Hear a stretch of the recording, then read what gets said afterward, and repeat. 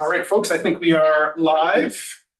Welcome to the Monday, December 15th, 2025 Committee of the Whole, our last meeting before the holidays. So happy holidays to everybody that's here and watching online.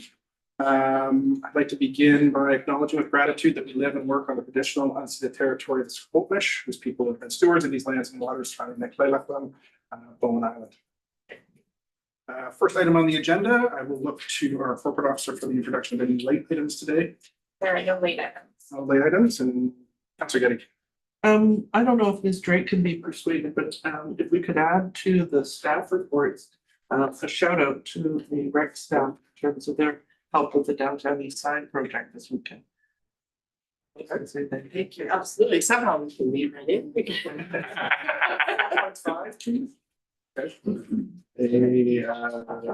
Sure, it's listed 12.5 as a shout out. The recreation department for the. With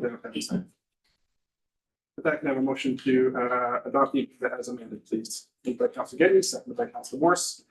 Any further discussion? See any other question? All in favor, raise your hand and say aye. Aye. Aye. Aye. That carries unanimously. Moving on to public comment today.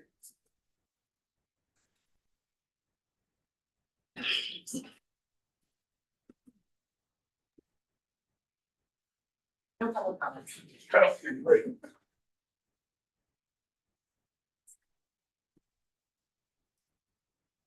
And moving on to staff reports in section 4.1, presentation of the 2026 Bowen Island Public Library operating and capital budgets.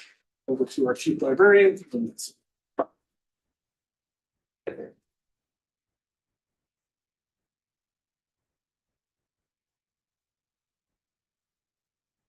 Thank you, Mayor Leonard, Council. Today I have with me is our finance chair, Angela Medish. So Ms. Angie is here to provide a board perspective on the budget process and how we have arrived at what we're presenting today. So our purpose today is to provide council with our 2026 operating and capital budget as has been approved by the library board.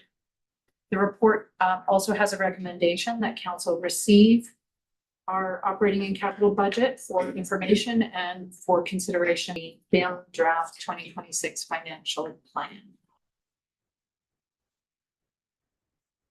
You have a report, but we also have a PowerPoint presentation. So I'll go through the PowerPoint, and then if there are any questions specifically that were from either the report or the PowerPoint, we're happy to receive those. So library budget assumptions. We are using the same budget base inflation assumptions as BIM uses in their operating budgets. So a 4% cost of living adjustment for wages in 2026. A 3.5% cost of living adjustment for 2027 and future years.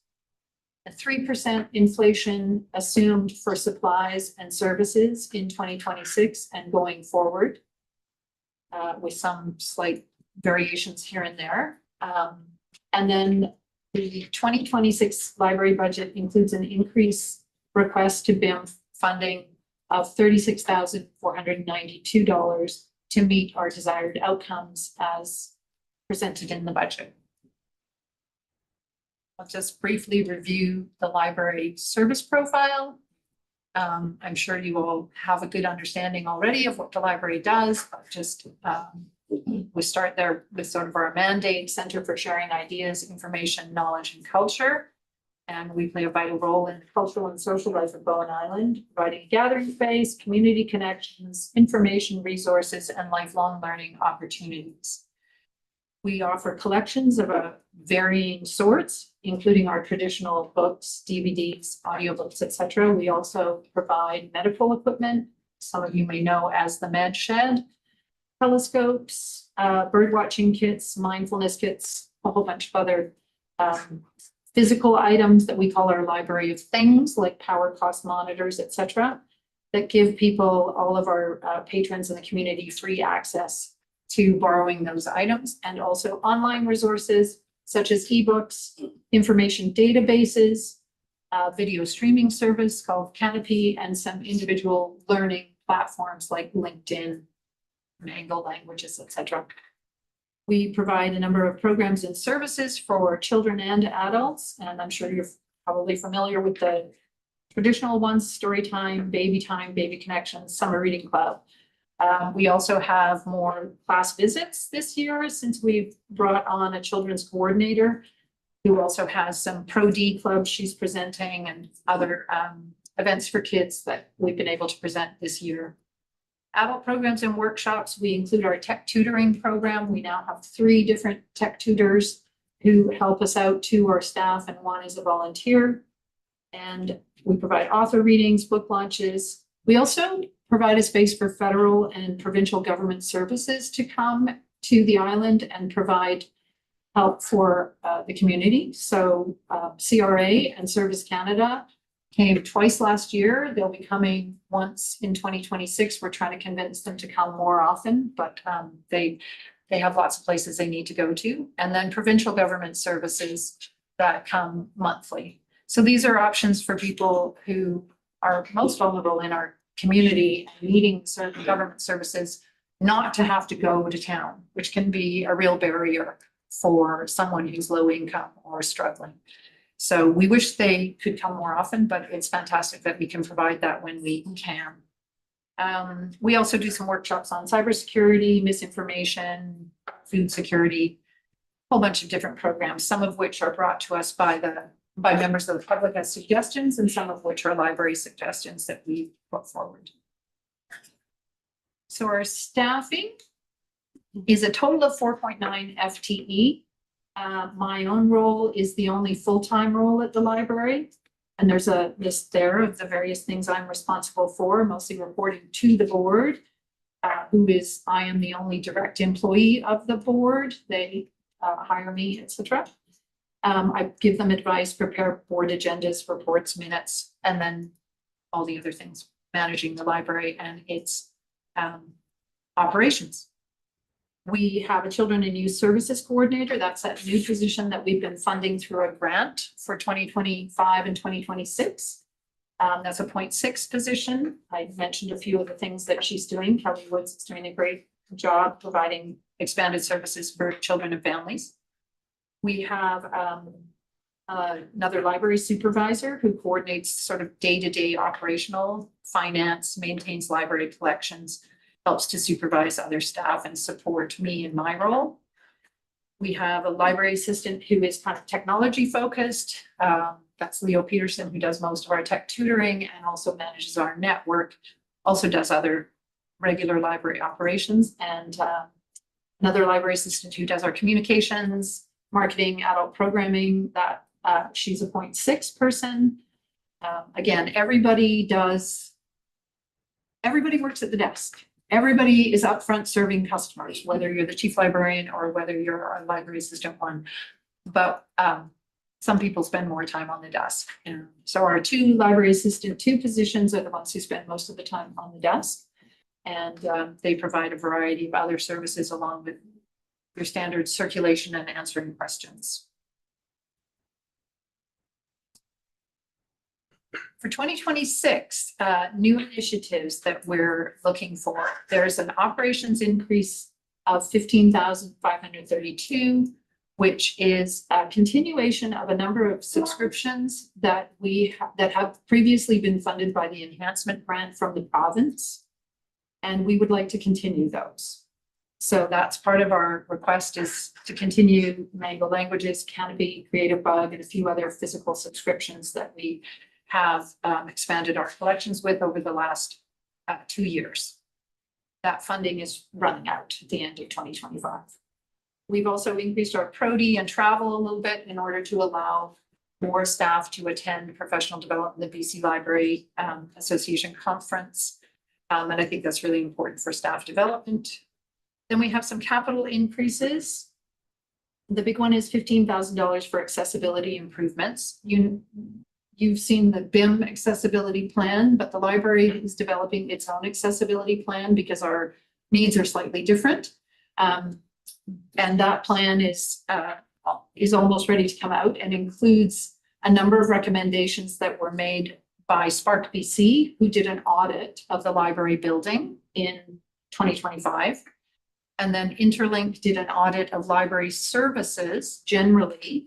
So not specifically Bowen, but in the Interlink Metro Vancouver area, what are people seeing that they need from a library services, staffing, and programs? So those two reports are informing our accessibility plan, and that's where we're looking at some of the recommendations that come from those and embedding them into the accessibility plan we're developing for the library. So we'd love to be able to implement some of those in 2026. And that's mostly things like improving the washrooms that don't have the grab bars in quite the right place, and tactile warning things outside of doors that open, and adding some bars and other things, kind of what I'm calling low-hanging fruit that we could do fairly easily in a year. And then we have a request for an increase of about $2,600 for collections. So we would like to expand our collections. It's always a request. That's what we do mostly. And people are always asking us, could we have more books? And especially in the kids area. So library savings and revenue increases. So we have a little bit of increased revenue from the printing services that we provide now. It's grown quite a bit because there is really nowhere else on the island that provides faxing, scanning, and color copying, etc. And a little bit of increase from donations as well.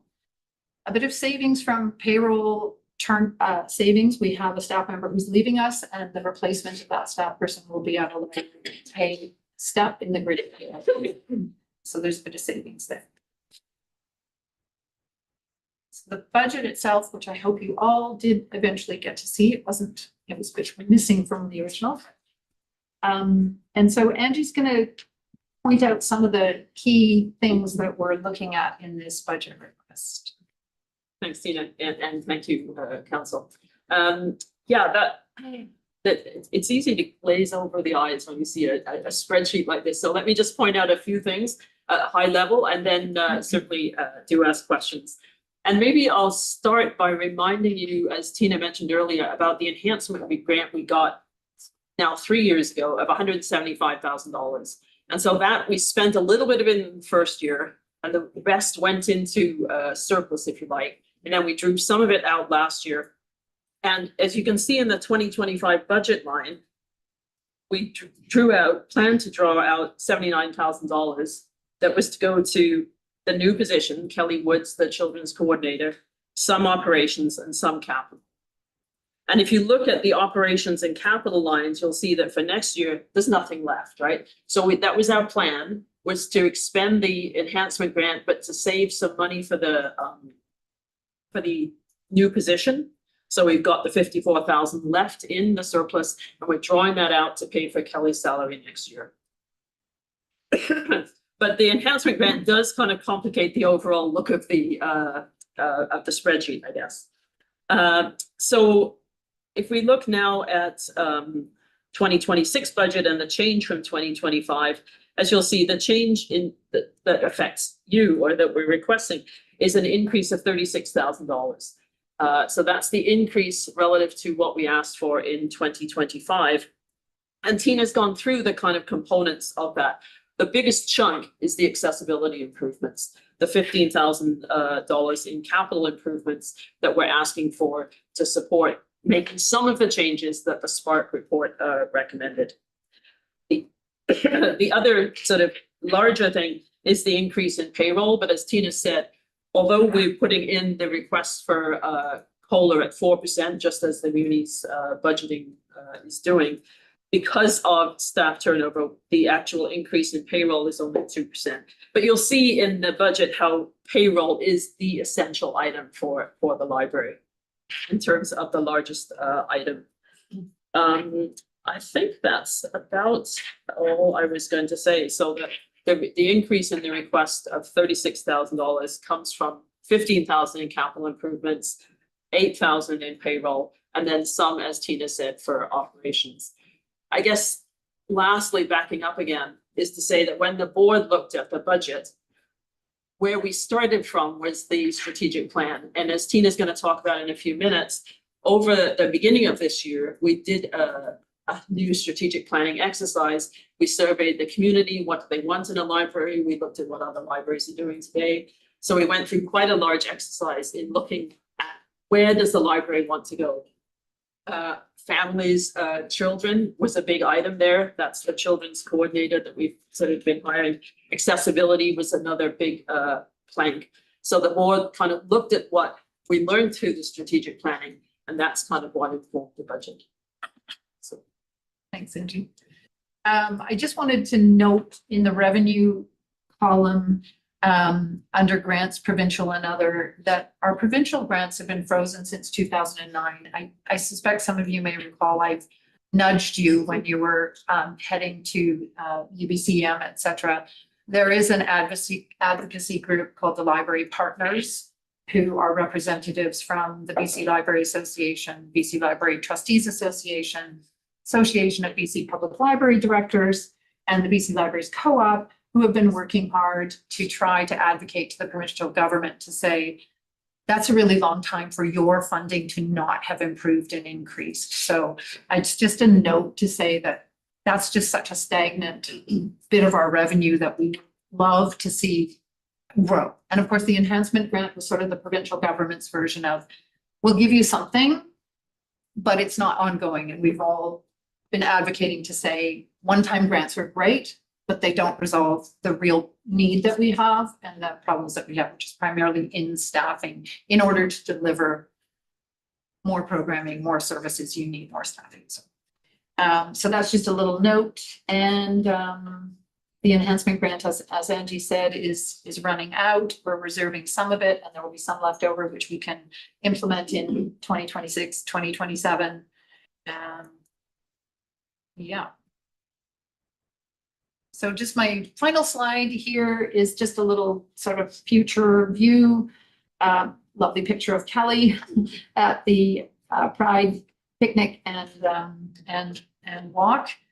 And so that's one of our big priorities, is to try to find a way to sustain this position, which we think is enormously valuable for the community and for the library. And so you will see in our 2027 ask, that's where you're going to see us asking if we can have that funded through BIM. Perhaps the province will come up with something in the meantime and help that out. We'll see. Our 4 pillars of strategic priorities that are in the new plan, which you will see by the new year: belonging and connection, services for families and seniors, improving accessibility, and enhancing organizational capacity. So that's sort of staff development and training. And of course, there's a whole bunch of goals under each of those priorities. And then advocacy for that increased and sustained provincial funding is also something that we, along with the library partners, will continue to focus on over the next few years as we grow. And that's really it. We're happy to take questions. The grants, provincial and other line has gone up by $900, which is obviously not from the province. No, So the 36,548 is made up of how much actually comes from the province grant is, let me pull that up for you. Currently, what we get from the province is $26,069. and the other grants are. Yeah, so there's a literacy grant and there's a few other smaller grants that we apply for. And one of those is going up. Yeah. Well, we're hoping so. And ask for more. So are those grants all confirmed for next year or? No. I've also got, I'm just trying to remember where I put donations, because we do receive donations and that's part of our revenue. Yeah, so library revenue is where donations are included. So that's gone up a little bit as well. You're hoping it will go up. Yes, it's mostly the literacy grant, and it depends upon how many programs we propose to the literacy task group to be funded. And so we're proposing an additional program that would be hopefully funded by them. Councillor Saunders. Thank you to the chair. Thanks very much for putting this together for us. Point of quick thing, the ask from BIM this year is 7% rise. So 7% year over year. What about passages? Is 7% kind of is that what you've been doing the last 5, 10, 15 years? Is that a normal number? Or is that outrageous? Not outrageous. Sorry, is that much higher because of the new staffing, or is that a normal number? Yeah. Say. Thank you through the chair, Councillor Saunders. Our ask has been quite variable over the last 5 years or so, partly because we've added new staff positions over a few of the years in the past, and it's gone up quite a bit more at different times. I think given that a COLA amount of 4% is pretty standard in most years, and that inflationary sort of increases of 2 to 3% on most services. Yeah, 6 So to the 7. COLA is part of that 7% then as well. Okay. Correct. All right, thank you. Questions? Asked. Thanks. I just wanted to check, as the library appointment, I should know this, but the library revenue, does that include funding donations through the foundation and the Friends of the Library and all Yes. those groups? Okay. Yes. And I just wanted to say they also get volunteers and community groups pitch in together in partnership and what kind of thing. Thank you. Councillor Fast. Just for my own edification, curious about the transfers to and from surplus, because it seems like there's the provincial grant that was funding the coordinator. So I'm curious, what is the current status of the library's surplus, and how is that being utilized? Greg just got that information, so I will. It's difficult to pull apart because the enhancement grant, because we didn't spend it in the year we received it, it was carried over into surplus. So the library's surplus, as it stands now, includes remaining enhancement grant that in some sense isn't surplus, in some sense it's deferred revenue that has been allocated. So And that would be that 54,000. yeah, Okay. yeah, and there's some remaining. There will be a balance, and it's difficult until we get to year end. Mhm. And I know what the final payroll numbers are. And we also have a couple of things happening. There's a book return being installed right now, which is not in this accounting of the enhancement grant yet. So it's hard to say exactly what's left, but I think that the surplus, when you take out what remains of the enhancement grant, probably would put us in 2027 or so at around 60,000. And this is me ballparking with some help from Ms. Watson about where we're at with the surplus. Yeah. Okay. Okay, that's helpful. I suppose I am cautious about some of the numbers that have been presented. Just let me back up here to my library presentation slide. So we're looking at a municipal contribution of $555,000 for 2026, and then 2027 jumps significantly to 626. And when I look at some of the historical numbers, I believe in 2023 we were down at like 431,000. So between 2023 and 2027, that's almost a 50% increase in municipal contribution to the library, which is significant. It outpaces the growth of any other department, I think, say Public Works on the municipal budget line. And I'm curious, as I was going back and looking at the 5-year financial plans from back then, you know, the numbers seem to be trending like this from what the municipal budget was anticipating. Is as you project the budget out from 2027, are we expecting to see these same levels of rises and increases? Because I know that there's not a lot of capital in the budget. It's all taken up primarily by operations and payroll. So I'm not not necessarily alarmed, I'm not necessarily concerned, but, you know, I'm cautious about sort of these increases that we've seen over the term, just in terms of the raw numbers. Yeah, thank you. Thank you, Mayor Leonard. I think in the last 5 years, we've been very fortunate to have been able to bump the library staff up to levels that I personally think were overdue. So we have added additional positions. And then when the compensation review, the last compensation review that took place in 2022 or 2023, there were significant bumps recommended in that compensation review to library positions. And the board decided to implement those recommendations. So that was a big bump in, I believe, 22 or 23. So yes, there were staff added in 2022, another little bit of staffing added in 23, and then implementation of the staff compensation review in 2024, which was a big bump. So the board looked at those recommendations that came from the BIM initiated compensation review and felt that indeed they were correct and that they were overdue increases and that the library wages had been somewhat below the average in the Lower Mainland or even for similar small libraries. So we don't anticipate that growing exponentially or at the same rate at all. That was a big bump to jump those wages up and to add some staff in the last 3 or 4 years. So the position of children's coordinator is another addition that we are looking for. And so that would be the one that is that big bump in 2027.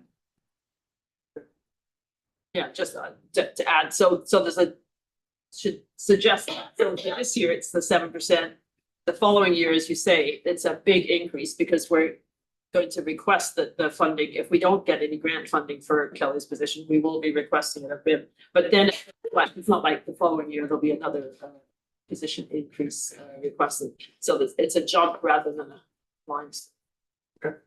I just mentioned it just for the sake of being cautious of that. I'm not sure who's going to be around this table when the 2027 budget comes around. But a 20% jump from 2025 to 2027 is large. And a 50% jump from 2023 to 2027 is exceptionally large, particularly given the cost pressures that municipalities are facing early. And as you know, provincial funding is not growing on trees these days. So I just want to plant some caution between now and 2027. Councilor Morris. So you've got accessibility improvements in 2026 and 2027. Is there any other capital items that are planned for in the future that you're anticipating, or will we see that 16,000 off the budget in 2028? Until we do an assessment on the accessibility needs and actually get some numbers on bigger items and how far we can go with the audit report. So that's the place where I see capital being the biggest request. I don't see any other capital request coming in the next 5 years for the library, other than because our collections are capitalized. You'll see little increases as we request that those collections be. And the accessibility what we can afford, what municipality can afford and support of the recommendations that we received for the facility audit were very large, very extensive suggestions of how to improve and make the building accessible. And I think I and the board know realistically, we cannot in a 100-year-old building meet all of those requirements without a significant amount of infrastructure money. And so we're just thinking, what can we look at that we can pull out from there and get pricing on? So I think we'll have a better idea if we can look at what some of those things that we should be doing in the building, what those costs might be. So that's, I think, the main place that you might see a capital ask after 27. has that report been shared with? It will be shared with the accessibility committee once I've finished drafting our accessibility plan.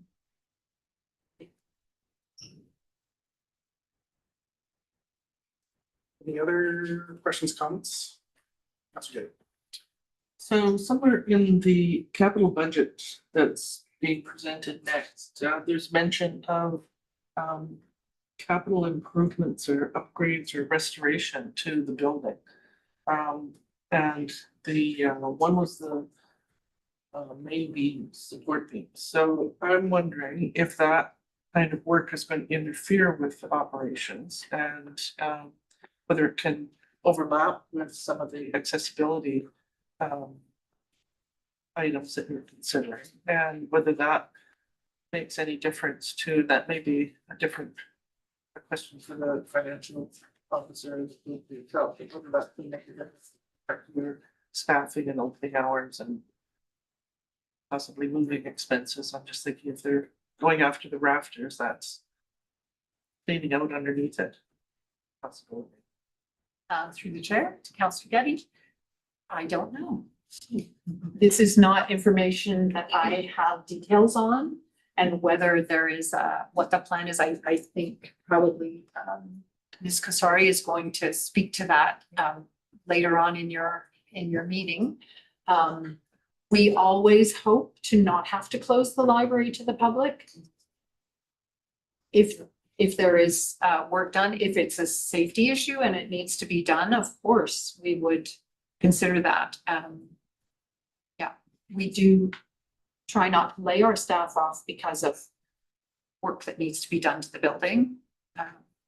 So it might, but accessibility things could, you know, maybe there's a way in which those things could be removed from the library's budget per se, and maybe it's already integrated somewhere into facilities, infrastructure, repair, replacement. I think it's a time now where we're reaching a place where those two areas, the work that the library does to keep the building afloat and the work that BIM does to keep the building in good nick, are more partnered and connected than they have been in the past. So there's probably opportunity to look at who's funding what and how, and where is that money coming from in the next little while. That reminded me of one other question. So in the operations increase, which is the 15,532, I am reading the presentation correctly, that is a shift from what was initially the enhancement grant funding, and desires to move that sort of into, I guess, the core municipal contributions. That correct? Correct. So with those subscriptions then, so Mango, Canopy, Creative Bug, physical subscriptions, I'm curious about just the metrics of the value derivative. So like, are you able to speak to how those were used, how often they were used, the types of benefits that have provided visitors to the library? I wish I could tell you I have the metrics at my fingertips, but I don't in terms of stats and usage. I can certainly provide that to you. They are new, and we do know that when we present something new, there's a period of uptake before they really, what am I trying to say? I'm trying to say that it takes a little time for people to be aware of what's available to them. Certainly, we know people are using Canopy, have started to use it more. That's that streaming TV, video, film service. And Mango is being used as a language learning platform. But again, I can get the numbers for you, but I don't have them today. Okay. My apologies for that. I think it's, I'm not necessarily looking to pull apart the budget that much this time around, but given what you're speaking to in terms of lead time, and the reason why it sparks for me is I believe some of my initial comments back in 2022 or 2023, when this budget was first rolling out, is that, when you're offering new programs and services through a grant, and then that grant money disappears, one what happens and the challenges that it can Yeah. become a municipal debt, where as a council, we're put in the position of province doesn't have any funding, municipality, you gotta take this on. And that remains one of my concerns. So I think if we're taking on the expense that was originally grant funded, and there's a desire to have a bit of a longer lead time to see what the uptake of the programs and services are, I'd be curious when this comes back in 2027, what the uptake of those programs and services are, if we're truly going to absorb them as part of municipal core funding that's provided to the library year after year. I appreciate that. Thank you very much, Mayor Leonard. It's very true that it's the reason why the library partners have been saying to the province that one-time funding is not the best use of tax dollars for funding libraries. It's rare that libraries have projects that are one-time, like build something or that aren't ongoing. So one-time funding is not hugely helpful for libraries to make changes in what they're doing unless you have an actual physical capital project that you can apply that money to. And most of us received this money without much warning to say, we're giving you a chunk of money, and then the next year we're giving you a chunk more. And most of us didn't have projects ready to go to say, great, we could spend 100,000 on this particular physical thing. So it's been a challenge, but of course you never want to not accept money that's offered to you. And we understand that the things that we have implemented, we may not be able to continue them all. We understand that.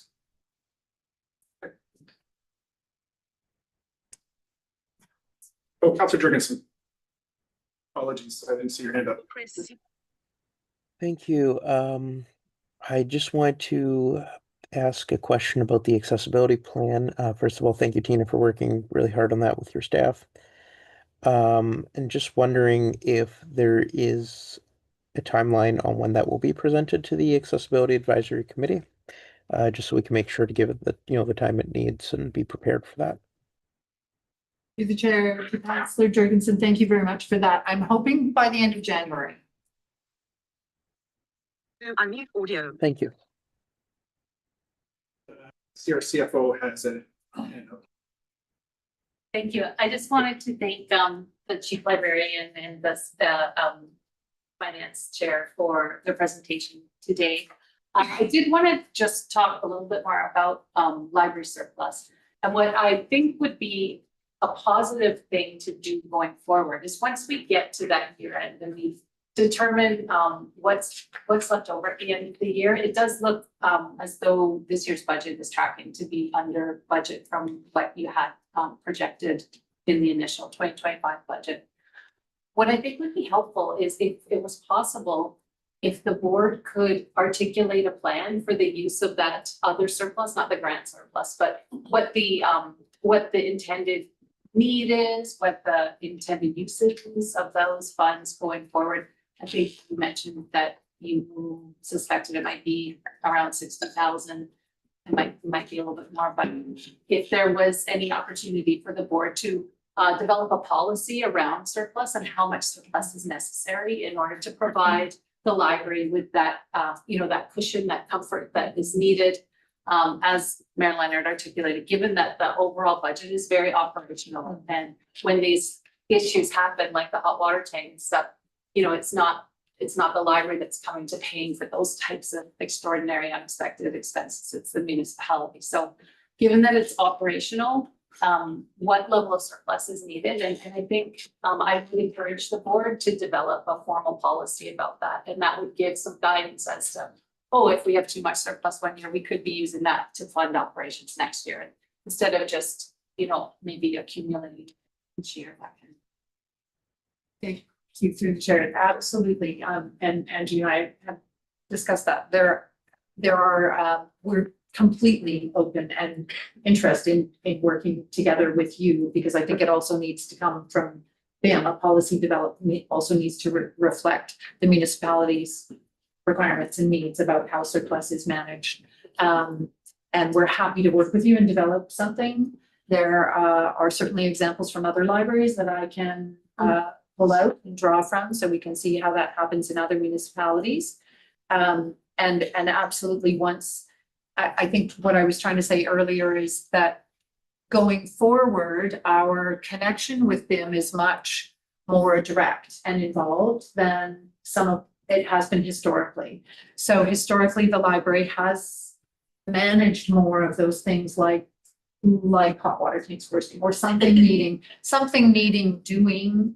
And having a surplus was a great cushion for us to be able to pull on that if we didn't know for sure whether we would have support.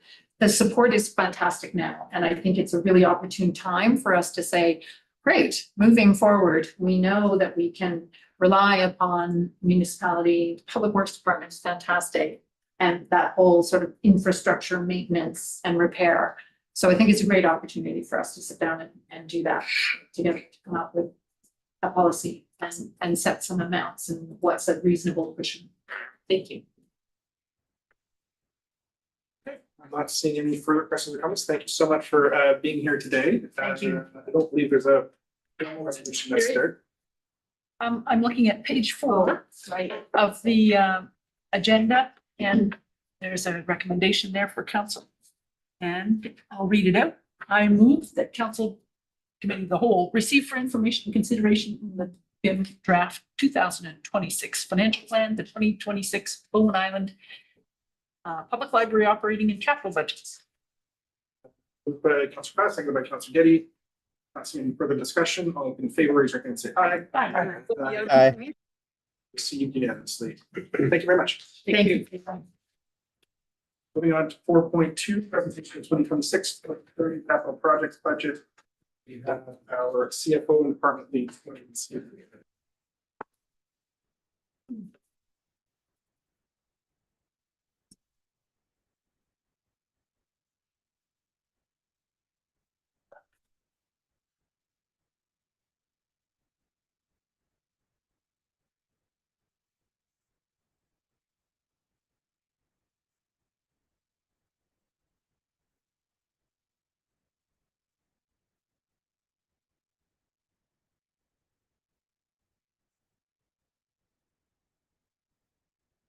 you. Through the mayor to the committee of the whole, I'm going to share my screen where I have prepared a presentation which gives a brief overview of all of our capital projects that we put together this year.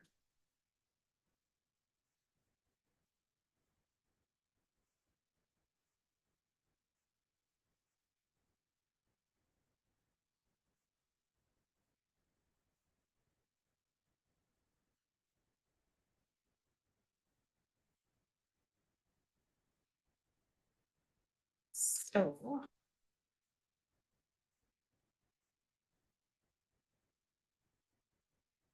Thank you.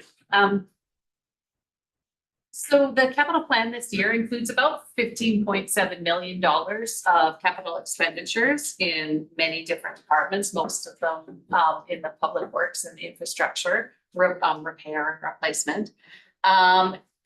It's 15.7, I'm sorry, across all 5 years. In 2026, we're looking at about 6.079 capital expenditures. Oh, I'm sorry, I'm reading the wrong column. Sorry, 3.149 million for 2026. These projects include some fire equipment replacement and renewal. They include some significant expenditures on our docks this year, as well as ongoing replacements for equipment, roads renewal, culvert renewal, and completion of projects in the utilities departments, which we're going to be looking at coming up in the new year. We'll look at the utilities budget. So everything that you're getting today are just the capital projects that we are proposing, which are funded by the general fund. So that's through all Island taxpayers are paying for. So I'll start with Sophie, who is going to talk about our IT equipment replacement needs this year.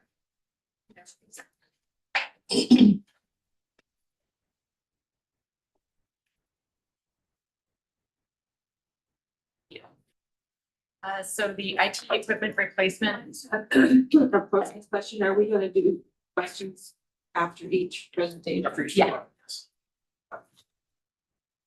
So the IT equipment replacement is an ongoing capital request that we have to make every year to replace the municipalities' computing devices. And this is to replace aging and obsolete IT equipment such as computers, laptops, docking stations, monitors, boards, headsets, tablets, servers, and firewalls. So for 2026, we've estimated that we will need to replace approximately 47% of the municipality's staff computing devices and peripherals. Peripherals are the other things that go along with computers. And we've set aside budget for 2 new computing devices for new staff and 7 new computing devices for incoming council members for the next council term. This is something we provide to council members at the beginning of the term. We provide IT equipment so that you can access council agendas and access confidential information securely. So that's an estimated $80,000 from the capital renewal and replacement reserve. Just a little bit of background that in previous years, we've only replaced about 15% of our IT assets to keep costs down. And also we've had a few larger purchases in the last few years, like servers. We had to replace the server, which was a larger purchase. So we kind of scaled back on replacing individual computing devices just to try and save money there. And also just give the construction of the community center, we're trying to keep our other capital costs low. But that has resulted in a bit of a backlog. And now next year, we're faced with replacing, like I said, about 47% of staff's computing devices.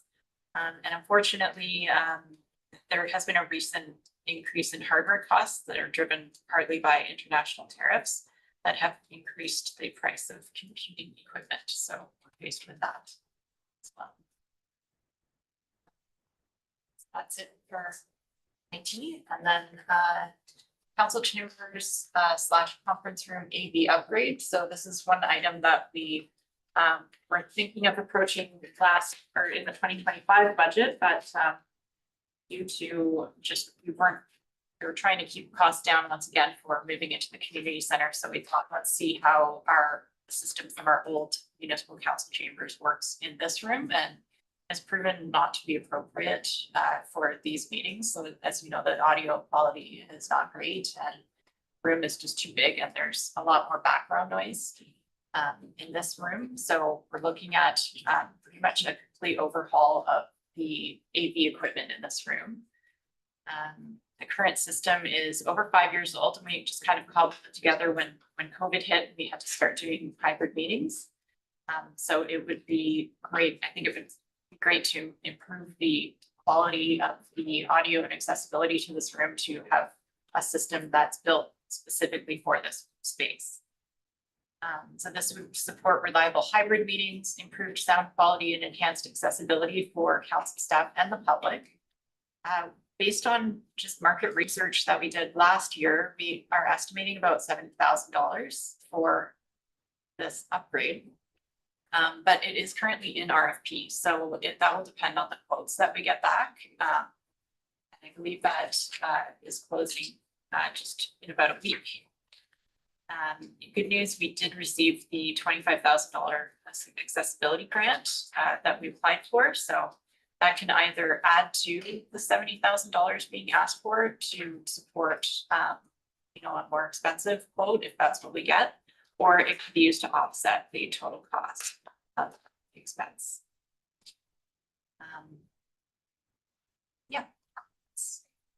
Any questions?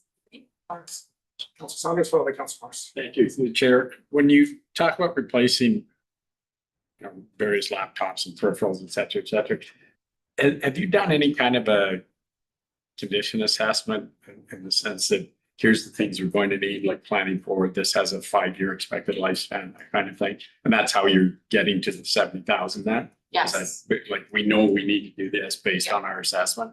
that's right. We do keep an inventory and include the year that the asset was put into service. And then it's scheduled for replacement, but sometimes things break down earlier, or sometimes we hang on to things longer because it still works, so. It's not always by the exact replacement Right. schedule that we have to. But you do have it scheduled based on, great, thank you.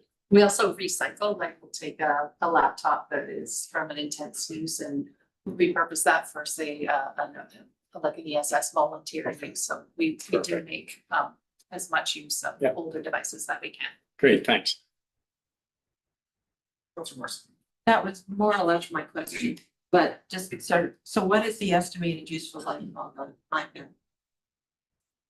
An Uses. iPad, I don't have that information. We use like for accounting purposes, we use a 5-year lifespan for all of our amortization purposes. And are they? Because to me, an iPad will last a lot. I mean, this one I got in 2018, it still works fine. This is the one that came, when we became council members. Yeah, I don't think we'd be expecting any returning council members to replace their technology, but we have to budget for potentially 7. Oh, so that was my second question. Yeah. So if people are realizing. Correct. iPad, they would get. And you don't replace them unless they're not functioning well. So you might get 8 years or 9 years out of them, just depending on how well it's hooked up. Thank you. So it's a worst case scenario project. Okay. And my only comment is on the new computing devices for incoming council members. You know, I know that they're base level iPads. I'm not entirely sure the uptake on those or how actually useful they are, just given the screen size and navigating our websites and council agendas with an iPad. So I'm curious whether there's been given any thought as to alternative technology or providing counselors with like a technology stipend that they can use for a bring your own device, or what that might look like, even looking around the table. You know, not everybody's using the council issued iPads here. Yeah, I suppose we could consider that in the next round, of purchasing council equipment. See what, I think it's just because we have to approve the budget long before we know who is going to need what, that role, so. I think we do budget for the base type of equipment. And then if we have extraordinary needs over that, then I think we just kind of figure it out as we go. Yeah. And then I know that some, like, for example, I know at this beginning of this term, Councillor Getty was issued an Islands Trust. So that sort of thing, so that just gets repurposed back into the general IT budget. Yeah, I was just gonna say, this is the original iPad from BIM. 2.5 terms ago or whatever it is, and I have maybe more of us do, but some of us have home offices with bigger suites. And this is perfect for traveling around, including on ferries and things like that, so. So I didn't, Councillor Getty got an iPad or a laptop from Islands Trust. I gave mine back because I didn't need it. And it was why would I carry more flanking equipment around than I needed? So anyway, it varies. At Islands Trust, they've got 26 people and a lot of them want to use their own equipment. But then there are others who have nothing and pretty basic skills, so it runs the whole gamut.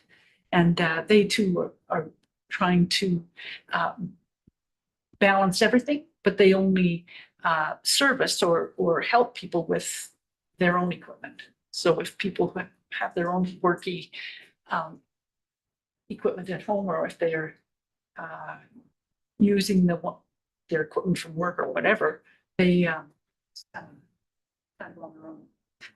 So it's all I'm trying to say is it's quite a range, and a lot of people have their own stuff, and prefer that. That's good. The Spark grant that we've received, is that something that we can with some relative confidence think that we might be able to get on a yearly basis? Or is that one-off? This is a one-off and the program is actually expiring March 26th. So we've got to have the equipment committed to purchase before that date in order to receive the money. So there is That is- a need to move forward with that, yeah. Yeah, Councilor Jurgensen, followed by Councilor Morris. Thank you. Just speaking from an IT perspective here, I noticed that there's been a lot of talk around the table of devices that have been kept for, multiple terms, and just wondering what the municipality's procedure is for ensuring that devices remain secure, because some devices will stop getting security updates sooner than others. And I know that one of the reasons for issuing council equipment is to make sure that it remains secure access to the files. So just wondering if, if it's out of line for this type of meeting, just let me know. I think I can answer that quickly, and that's, we don't currently have a system for ensuring that security of older devices, but we are working on an acceptable use of IT directive that will include provisions for that, as well as mobile. We already have a mobile device directive. But security and cybersecurity is something that's top of mind in the next coming year with our development of policies and procedures around that. Thank you, and always happy to share my knowledge on the subject if it's ever needed. Councilor Morris for the final. I just wanted to comment that I've been told in previous years by other people that have been on various public boards. There is nothing on this iPad but my municipal stuff. I do not, this one is entirely my personal. And you shouldn't mix the two. For people, I don't know, we should have a policy where people don't use their personal devices for anything other than, so that they have one that's strictly use of.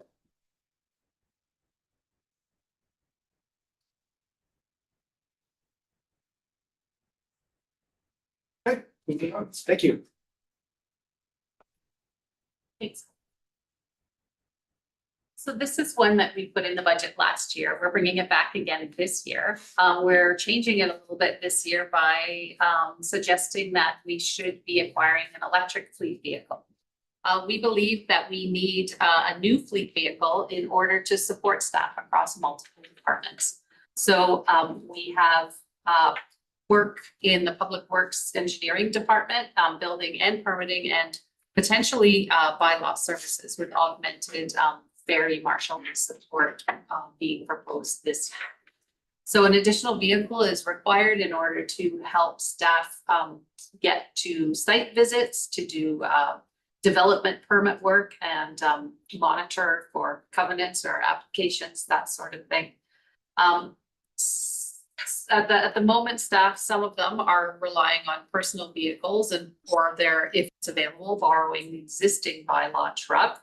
The pressure on to use the bylaw truck is becoming more and more, and we're finding that it's interfering with the work of the bylaw officer to do patrols in the cove during the week. So we believe that by acquiring a new vehicle, we'll relieve that pressure and enable some of our off-island staff who work in permitting, who work in engineering, planning, in order to get them to sites and encourage those who commute from off-island to continue to not bring their car on and just be able to commute by foot. That's another reason that we have indicated that perhaps acquiring an electric fleet vehicle would meet strategic priorities of the municipality into, from an environmental perspective, as well as the convenience of having the charger here at the community center. So Did I miss anything, or did you want to add anything, Karen? I'll just say, I personally drove the bylaw vehicle last year. Thankfully I can drive, standard transmission. Yes. So that was good. Good experience, but it is quite old. I don't know, it's gone through a few repairs, but it's not a long-term solution. Like I say, with the younger generations of planners and people we're gonna be hiring, I don't think it will be given that they'll all know how to drive a stick shift truck, so. I think this is something that is badly needed for our operations into the future, and the fact that we have the capability to charge it and we use an EV is also addressing one of the things in our climate action strategy, and it's part of us following that strategy as a municipality as well. Thank you. Summers? Through the chair, not in any way discounting the need to do this or the value that you spoke about and that the CAO spoke about. Just wondering in the short term though, short term being, now till 3 years kind of thing. If you've looked at, and you may already do this, if we considered just paying the mileage and whatever insurance differences might be necessary to staff, if they have to use their own vehicles, or is that something that's already ongoing as it is? It is, for example, the building inspector is paid mileage for Okay. all of his trips. This is more to address the fact that we do have increasing numbers of staff coming from off island who Right. don't want Okay. that. Yeah, They're that not makes bringing sense. their cars Like, across. of course, the other thing we do is put in some training for people to learn to drive a standard as everyone should. I'll just say that, I don't know if that's going to be. We're gonna have I know. vehicles available for purchase. I will say though, on the note of staff bringing their vehicles or outside contractors bringing their vehicles. It's no secret that the ferry schedule is very unpredictable here. Like, for example, on a good day, I'll be here at 8:32, walking off or in the office, 8:32, that's things running on. Today I was in the office at 9:41 because the ferry was severely behind schedule today, so it does mitigate against the variability in schedule to have a vehicle available here, because it makes it, if you need to take your vehicle onto the ferry, you have to line up basically an hour before that ferry leaves, right? So it is an alternative solution with problems if we, yes, we're going to be. Yeah, okay. That's good. Councilor Morse. Well, if this fits in one of those not mandatory, nice to have categories, and I don't know why it needs to be such a big vehicle. And if you're wanting to use it for bylaw enforcement, maybe something with one of these smaller. I mean, there's street ready golf carts now, and that would fit the ferry lineup much better and also be able to go up and down the trails for some. Bylaw enforcement if you needed to look at something like that, so. It fits in the nice to have if we have to cut something. And there's not any real statistics as to how much money we'd be saving on paying mileage allowance. I understand the issue of the staff that walk on and appreciate them coming by quickly, but how difficult is it to juggle the schedule for a site inspection with the use of the bylaw enforcement truck, I mean. And if the bylaw enforcement truck's really old and getting ready to be replaced, then replace it with a non-standard shift. I can add to, so the whole idea of cost is, feel we're focusing just on the mileage aspect. If I have an engineer on the island and I'm paying them $200 an hour, and they have to wait an hour before the ferry and an hour after to get here, that's $400 right there. I don't know how we would, I'm sure there's multiple instances of that happening, because we have consultants with the OCP, we have consultants with various, we have infiltration and inflow investigation happening with a lot of people coming onto the island. So I think we need to look at savings. We also need to factor that into the mix. So we have consultants coming to island at 150, 200 bucks an hour. And they also charge their mileage to us as well. So I think there is some savings involved in this. And the vehicle size that we're asking for is not, it's a minimal, it's a small SUV. And if we have to put survey equipment or some protective equipment or things like that, it's minimal vehicle for that purpose. And we do have to ride on gravel roads, remote site work. I don't know if the golf cart is going to really meet those purposes. Great. Not seeing any further questions, moving on.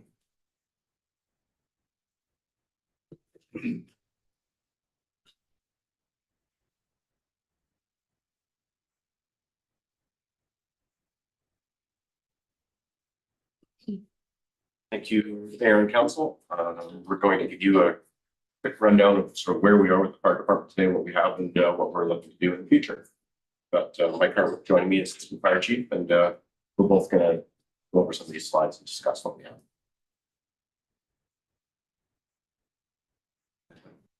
Yeah, we thought on this presentation, we'd kind of give council kind of stock of what, the fire department has at the moment. I know a lot of you come for different visits or see us in different ways, but we thought based on this, we'd kind of give you an overview of what's happening in the hall right now and kind of what's there. We've got our main fire hall that obviously was much needed a number of years ago for us to have, where we have our main administration office and also the working EOC building where many of you have joined us for some of the events down there. Some of the new gear that we've added to this new hall is obviously much more needed gear is this was granted by grant funds, the dryer system for the turnout gear for the members to use. Here's one of our frontline service trucks, so engine 33 that lives in the fire hall 1. It's one of our main apparatuses that will carry 6 members to fire calls. So it's one of our main engines that you would see on a structure fire or a main call of the island. One of our newer vehicles, kind of a mini pumper, but also a frontline service engine 32. Allows us to kind of get into small areas, has a huge pumping capability. Also being able to bring 4 firefighters up close and quicker to the call. Another one of our rescue vehicles, also living in hall number 1. Probably the most seen on the island, Rescue 30. So it's our first aid apparatus that also allows us to do vehicle rescues with such things as jaws of life, and also carries breathing apparatuses for structure fires. One of our newer additions were the side-by-side. So surprisingly enough, I think within the first 2 months we got that vehicle. We've used it several times from really rescuing people from the community, but also tourists that have made their way elsewhere that couldn't find their way out. We've also added a first responder slide in the back to allow us to transport patients outside, either going into parks or up through some of our trails where BC ambulance aren't able to get to. We've got our wildland truck. So we converted an older vehicle into something that we can use with just putting a tank of water in the back with a pump. So we've got a hose reel in the back. So we're able to have a quick response with a vehicle you can see from 1996 Ford that we've been able to maintain and still used to this day for forest fires or small spot fires.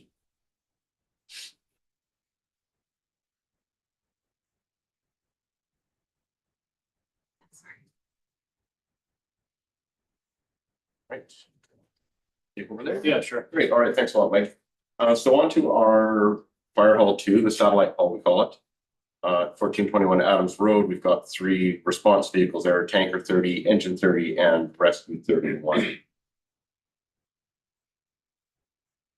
This functions as a designated site for ESS and NERP operations, houses extensive inventory firefighting equipment, regularly utilized for fire response training, auto extrication training exercise. Well, quite a large area there, so we can do a lot of training. It works really well. Here's an example of another UBCM grant funded purchase we were able to do this year. We have our gear storage. You can see prior to receiving the funding, we just had it hang on the hooks on the wall. That's not good for the gear. It's better to be hung up properly on hooks like coat racks. And that's what we've done just recently. This is our first response unit on that side of the island for medical calls, Rescue 31, we're calling it. It's historically, that was purchased in 2015, and that was our duty chief's vehicle for a number of years.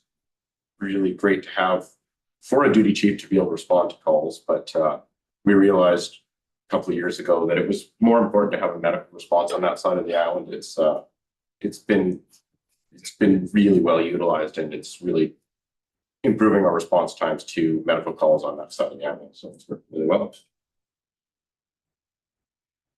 This is our largest apparatus, Tanker 30, and it carries 2,800 gallons of water.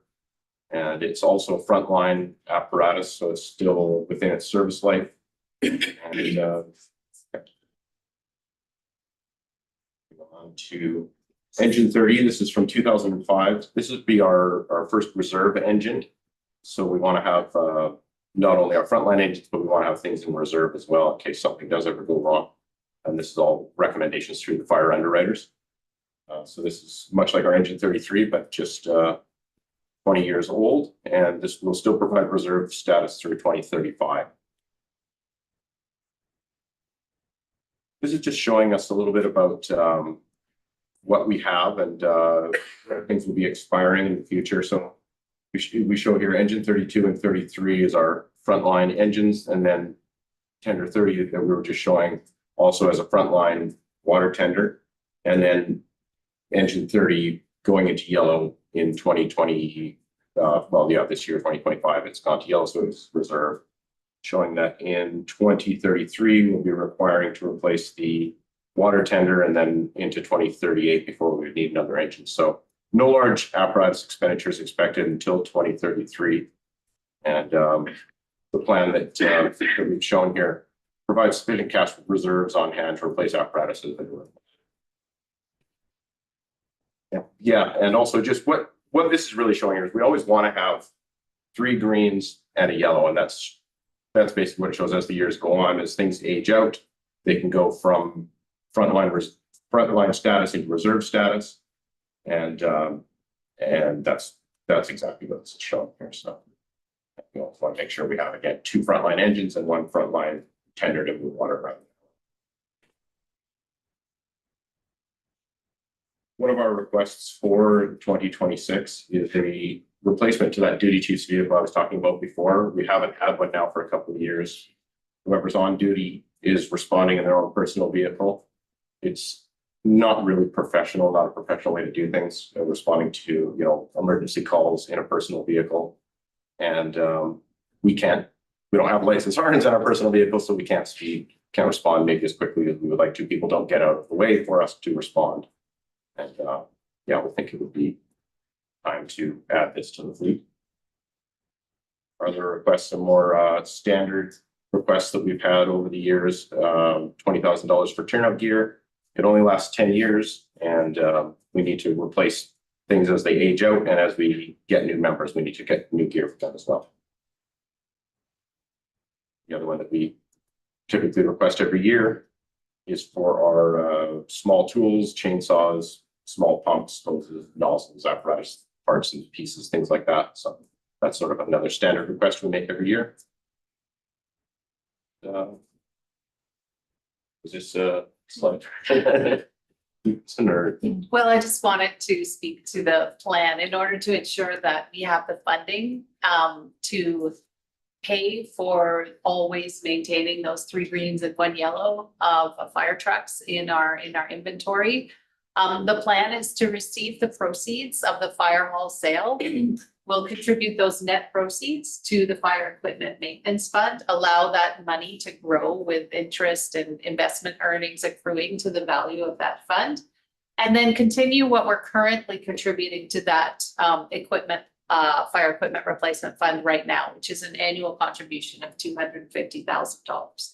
So providing that we maintain that existing contribution and we contribute the net proceeds of the sale of the fire hall property, then we'll be able to ensure that we can pay in perpetuity that plan to always maintain 3 greens and 1 yellow. Just final slide here is just bringing this Oh, up yeah. again. And showing that we've actually shown this running out to 2050 with the funds being able to maintain themselves at a 3% growth rate. Yeah. I think that's it. That's a good. So the questions to the financial officer. So then the 250,000 a year contribution basically goes into reserves. The proceeds from the sale of the fire hall goes into reserves. Yep. And whatever the middle one was. And that will, and the interest that we get from that will be able to fund our major purchases. So the big fire trucks sound like a 3-year-old.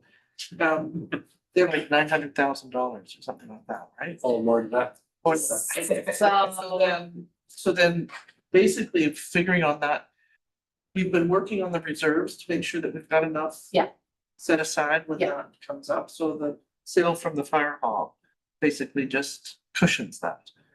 Makes it so do we need the 250,000 a year? Yes, just interest alone isn't going to pay the capital cost of some of these trucks. And I'll show you a little bit later in the presentation of the year and the planned replacement and the estimated cost. I have that in a slide saved for the end.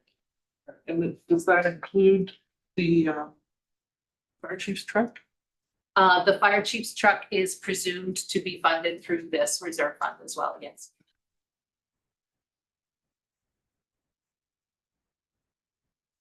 Not seeing any further questions. Thank you. Great, thank you.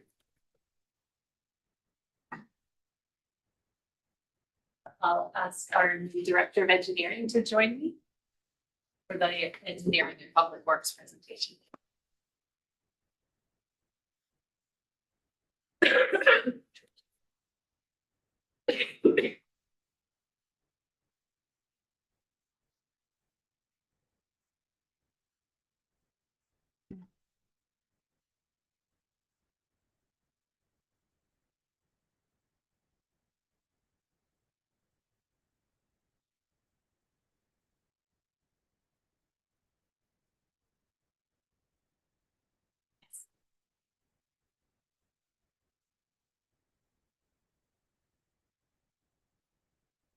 Good afternoon, everyone, through the chair to the committee of the whole.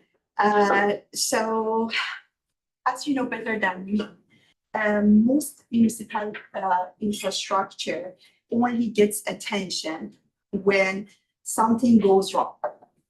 When a road washes out, a culvert fails, or crew are working through the night in the rain. This capital plan is about doing the work before that happens.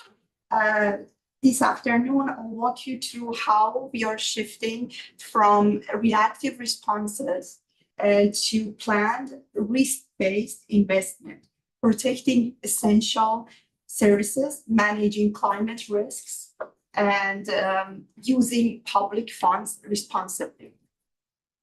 So the purpose of this capital plan for engineering and public works is outlining the proposed 2026-2030 engineering and public works capital plan. The plan focuses on maintaining critical infrastructure, reducing services and climate risk, and sequencing investments So council retains control over scope, cost, and time. Rather than having isolated kind of projects this year, we are trying to have coordinated programs through the asset management. So in this way, we have data, planning, and money all together to inform our decisions. So here we are, as I mentioned, a central theme to this capital plan this year is asset management, understanding what we own, its condition, the consequences of failure, and the optimal timing of reinvestment. Several projects in this plan are foundational investment that allows us to figure out what we need in the future and to defend our decision for future projects to the public. So as I mentioned, the first in the capital plan you are seeing is the asset management. This project establishes the governance and data standards, level of services, and risk framework required to interpret condition data consistently across all asset classes. It builds on a condition assessment already underway and position the municipality to meet provincial and federal expectation for asset management maturity. So for this, we are asking $150,000. Pardon my voice, I'm getting over this nasty cold. So for this, we are asking for $150,000. However, this is not the only asset management capital request that we have. Drainage and road assessment are coming next, but this is gonna help us with the foundation of the governance and the governance of the data and framework and level of the services, all those things that we don't have now, but we are planning to create, and this is based on the strategic asset management prepared in 2023 by the municipality of Bornholm.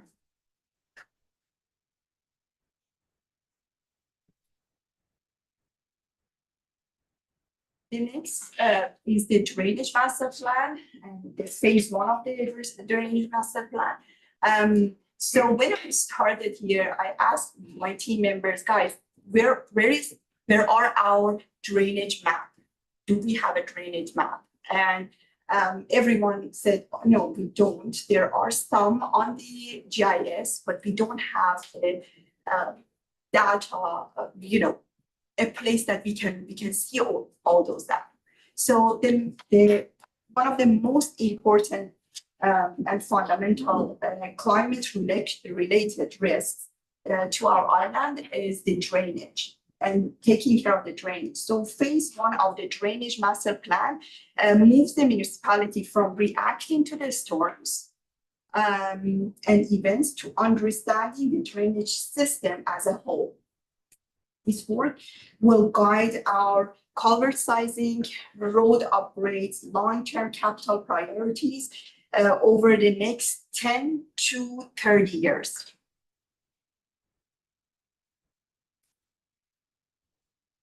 This is the pavement condition assessment. This is a carryover project from 2025.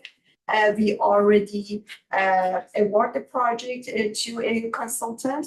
And what they're going to do, they are going to provide a full digital condition snapshot of road network using imaging and GIS-based scoring.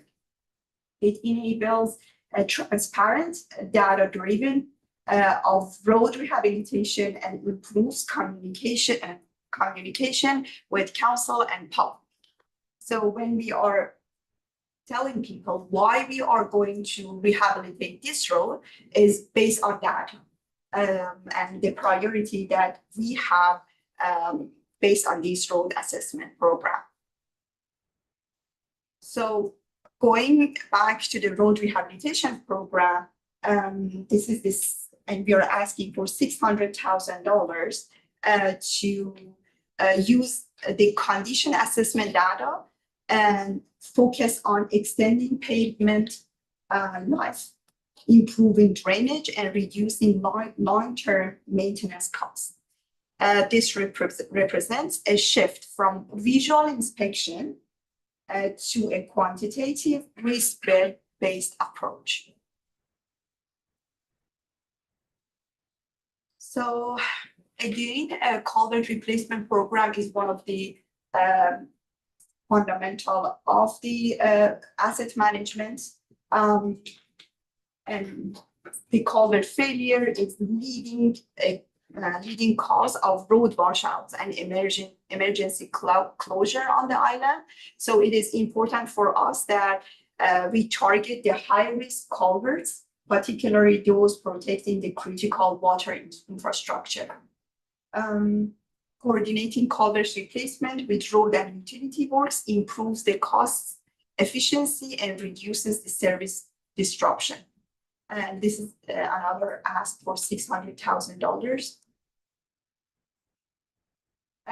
Snow Cove Lane marking improvement. This project implements recommendation from 2025 road and sign safety assessment. We already completed that with ISL, and we will implement that. And the ask is $150,000. Mount Gardner Dock is another infrastructure on the island, which is at the end of its life, and we need to take care of it. A phased renewal replace failing infrastructure with a durable system designed for a 30 to 40-year service of life. So we are phasing this project. We received some quotes from the contractors, but how I usually plan for the engineering capital, I usually spend some time with the engineering consultants before I go right to the contractors. But we had these quotes. I used it to put this in place. But as I mentioned, we are going to hire an engineer, design this. That's why it's a phased project. 2026, we are going to work on the design and permit. Because this is a work in water, we need to get a permit from DFO. And getting those permits are not easy. Usually, based on my previous experience, it will take us 12 to 18 months to get those permits. So 2026, we will hire engineers, we will work on the permits and all those logistic around this. And then 2027, we'll do some fabrication, procurement, and hopefully 2028, this is complete. And one of the things that I would like to mention is when we are working in the water, we are dealing with the fish window. And fish window is like a short period of time that we can work actually in the water. That's why this construction time is extended, because we don't know by the time that we receive the permit if we can work in the water or not. So maybe we have to wait one year to enable us to work in the water. So the next one is Snow Cove Wharf. As you have seen that out there, a structure inspection identified the piles are deteriorating, and this poses a safety and service continuity risk. So we need to replace this and avoid emergency closure, reduce liability, and extend the life of the critical marine asset. You might think why this is so expensive. It is expensive because it's piled in the water. And again, we need to work with the DFO, with permitting agencies and engineers to do this work. $500,000 is an ask. Again, we have to hire engineers to figure out the the actual cost. So I'll come back to the council for the real cost of this repairments. So replacement of the recycling depot roof, the roof is right now has multiple holes, a hole, and the team is kind of asking for a metal roof for the recycling depot. One of the things that I would like to mention here is that we are looking at a partnership with Recycle BC, and this project should be a priority in our plan, because for being a partner with Recycle BC, we really need to follow their standards in protecting the material. The partnership with Recycle BC will offset a lot of costs that we right now paying for this depot center. Part of it can be offset. But again, at the end of the day, even though we are not going to do that partnership, this is a priority. We need to replace this roof. Again, this $100,000 is a placeholder. We could not obtain the right number, because again, this is needs an engineering design to make sure the infrastructure is okay to only replace the roof. The excavator is another ask. Basically, with having an excavator, we can manage and we can do some of the works that right now is being contracted to the contractors. So we are going to have saving there. And also we are going to, in terms of the emergency calls and emergency works on the island, this excavator will, help us to do those works instead of being depending on, outside contractors.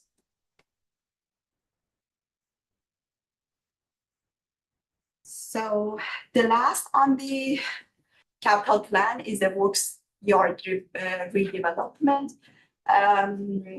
So, this is the big ask. I understand that, but it's very essential for our operation and for the work that our public works they do out there.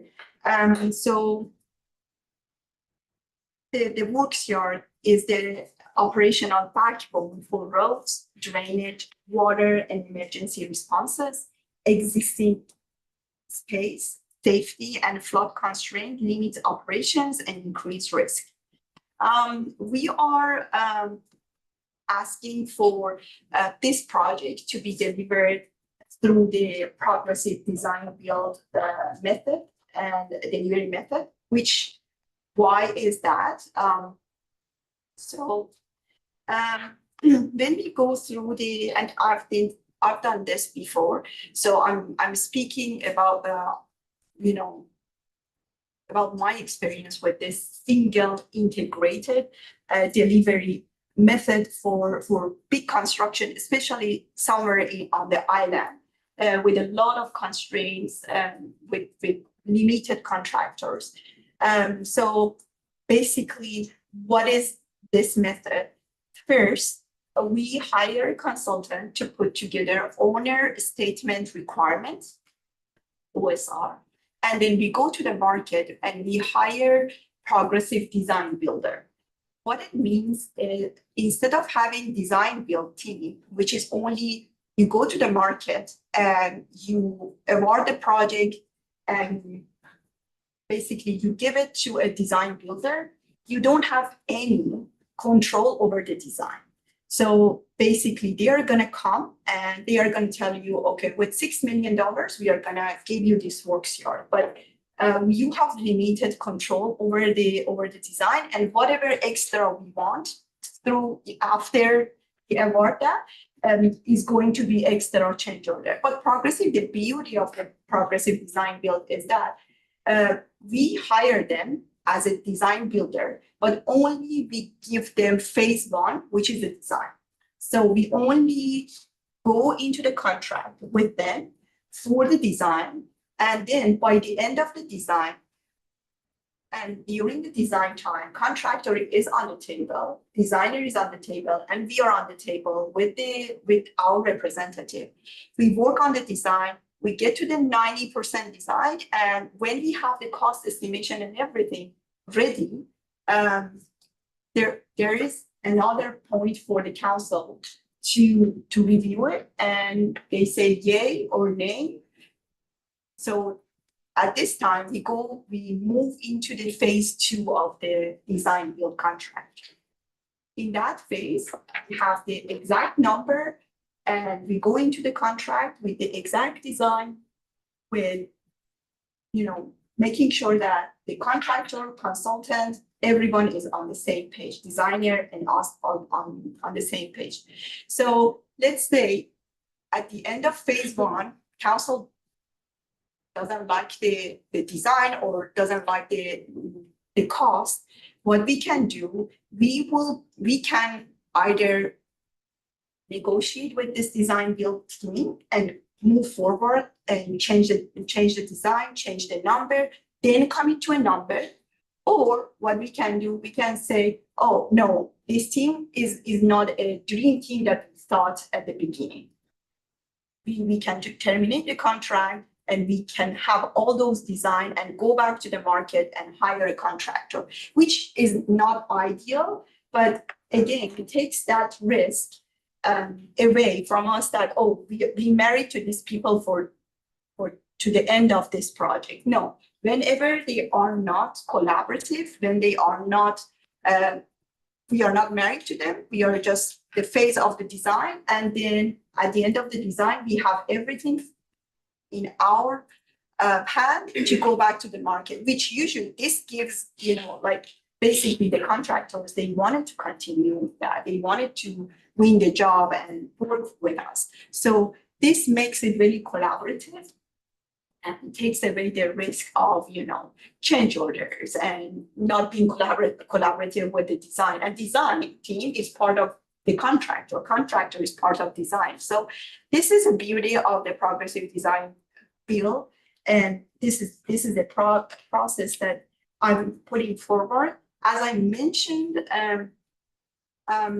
this is a phased project again, so we are going to have the OSR ready in 2026. 2027 is going to be some pre-construction activities, and 2020.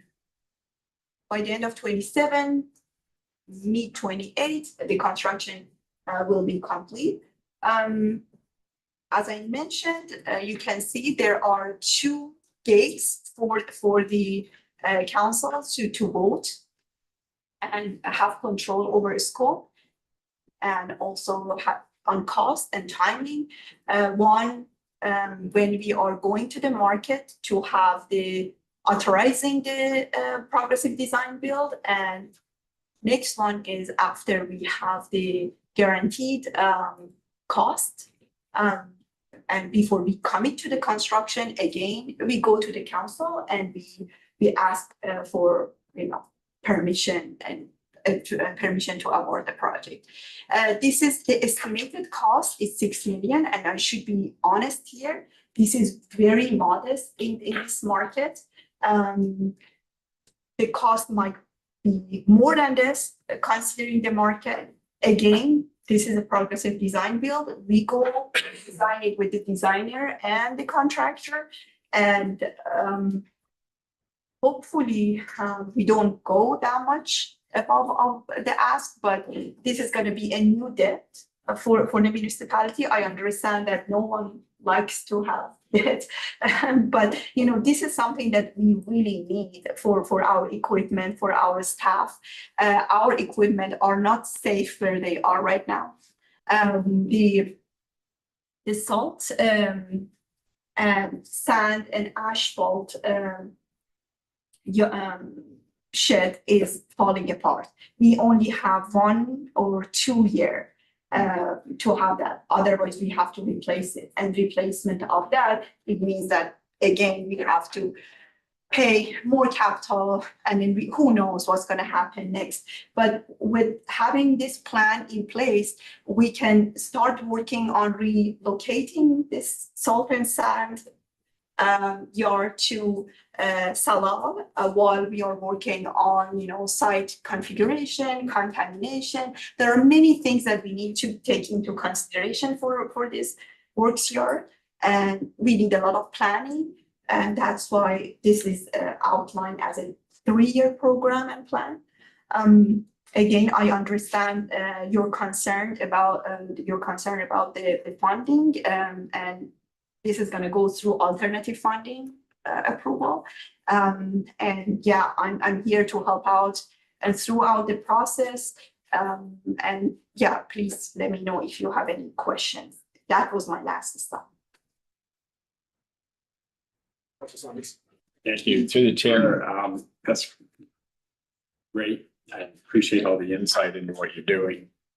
And I like the approach that you're proposing there. I've seen it work before, but if obviously this is a huge part of the budget. No, I don't mean just the work shared. I mean all of these projects.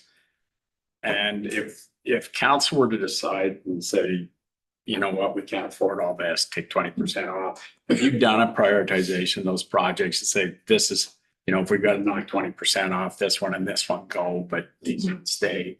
And because I'm presuming you've done that, and we're gonna get a look at that at some point in the future, moving forward. Thanks.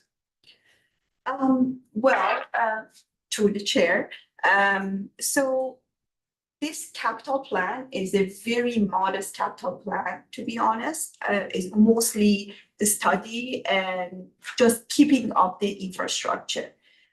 We took out a big chunk that was related to the MOP to kind of make sure that we are paying for the basic infrastructure that we have. So if you look at the previous year, there was a big chunk around $2 million for the MOP project, which yes, 1.5 was part.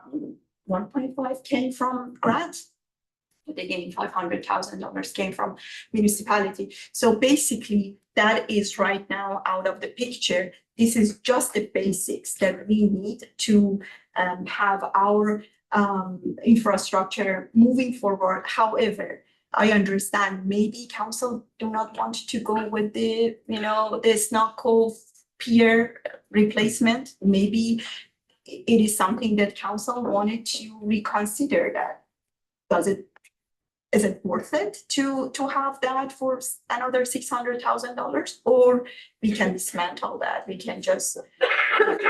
I guess I appreciate that. Thank you.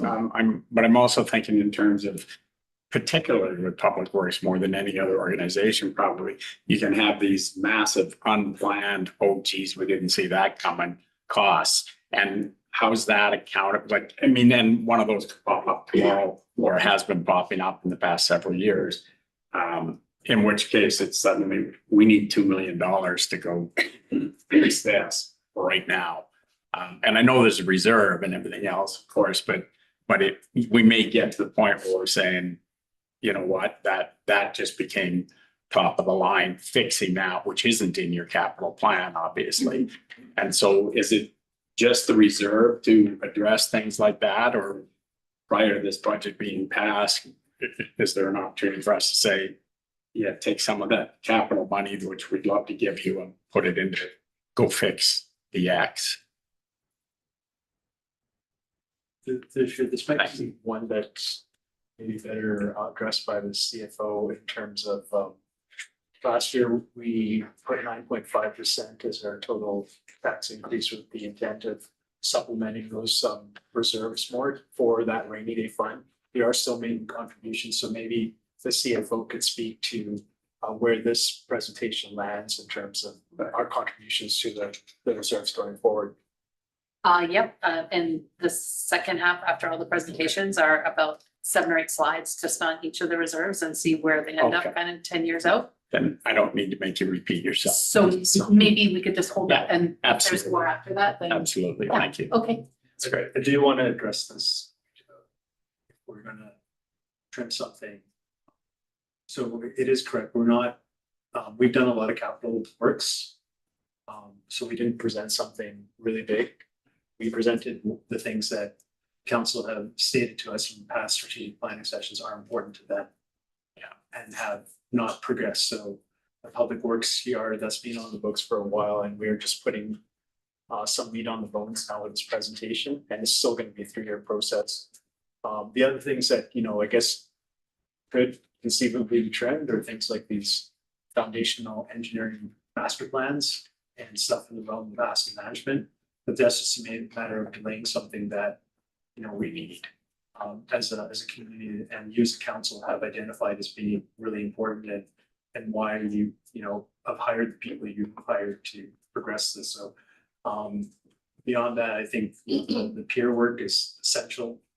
If we don't do it, there's a huge liability to us there. The dock work is in the same boat. So really, when I asked staff to come up with a capital program, is tell me the things that are going to collapse, and if we don't work on them, they're going to collapse.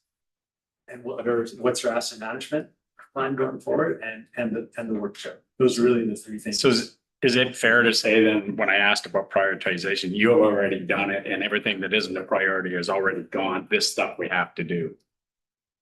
Okay, thanks. Councillor Getty, followed by Councillor Morris and Councillor. So, I don't have any problem with the landmark.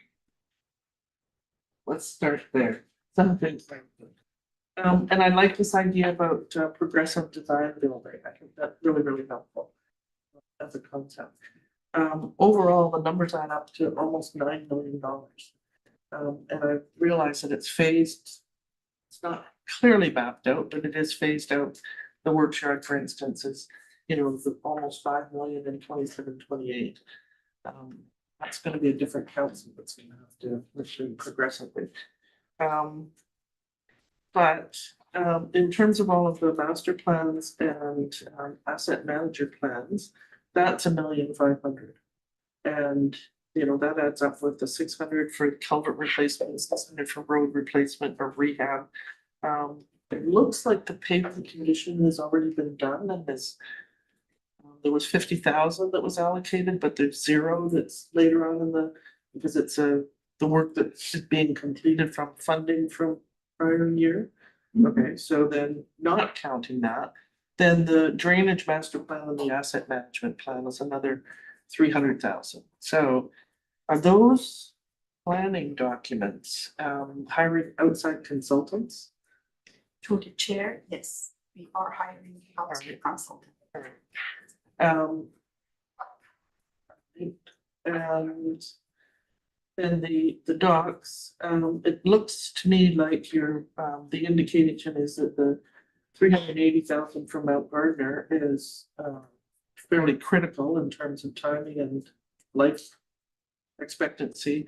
The Snow Cove dock is doing an assessment and starting to plan what needs the priority and what we can work on, but it's budgeted as 500,000, so that's beyond just planning, is it not? Or is that also something that could be phased? Or is being phased?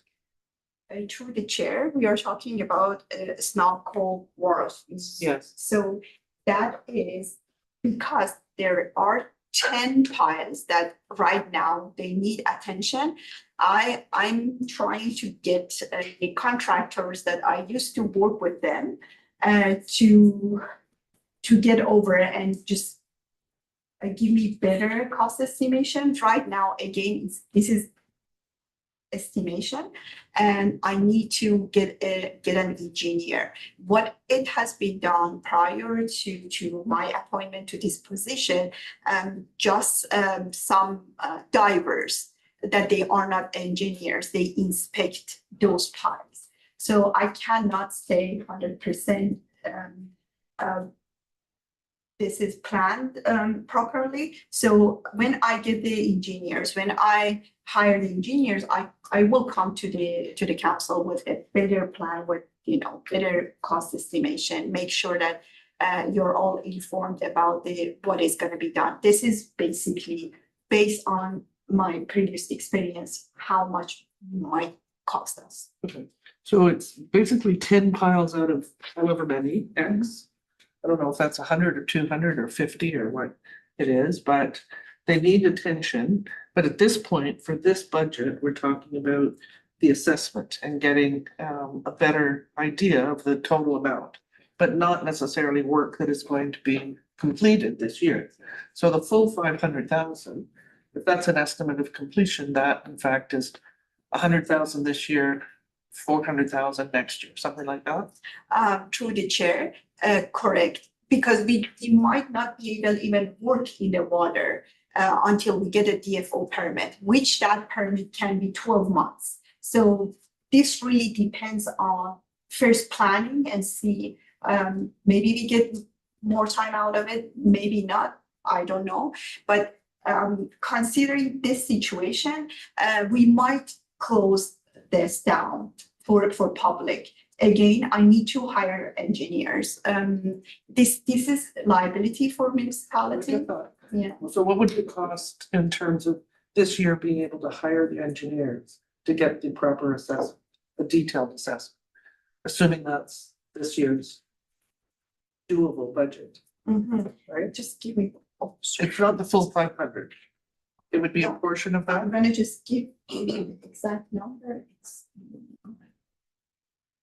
Well, without having to go through that now at this meeting, if that's not the full number that we need immediately, and it's going to be phased out, I would find it very helpful to have it, the phasing detail, so that I can talk about reserves or talk about, you know, what the expectations are in terms of other capital funding.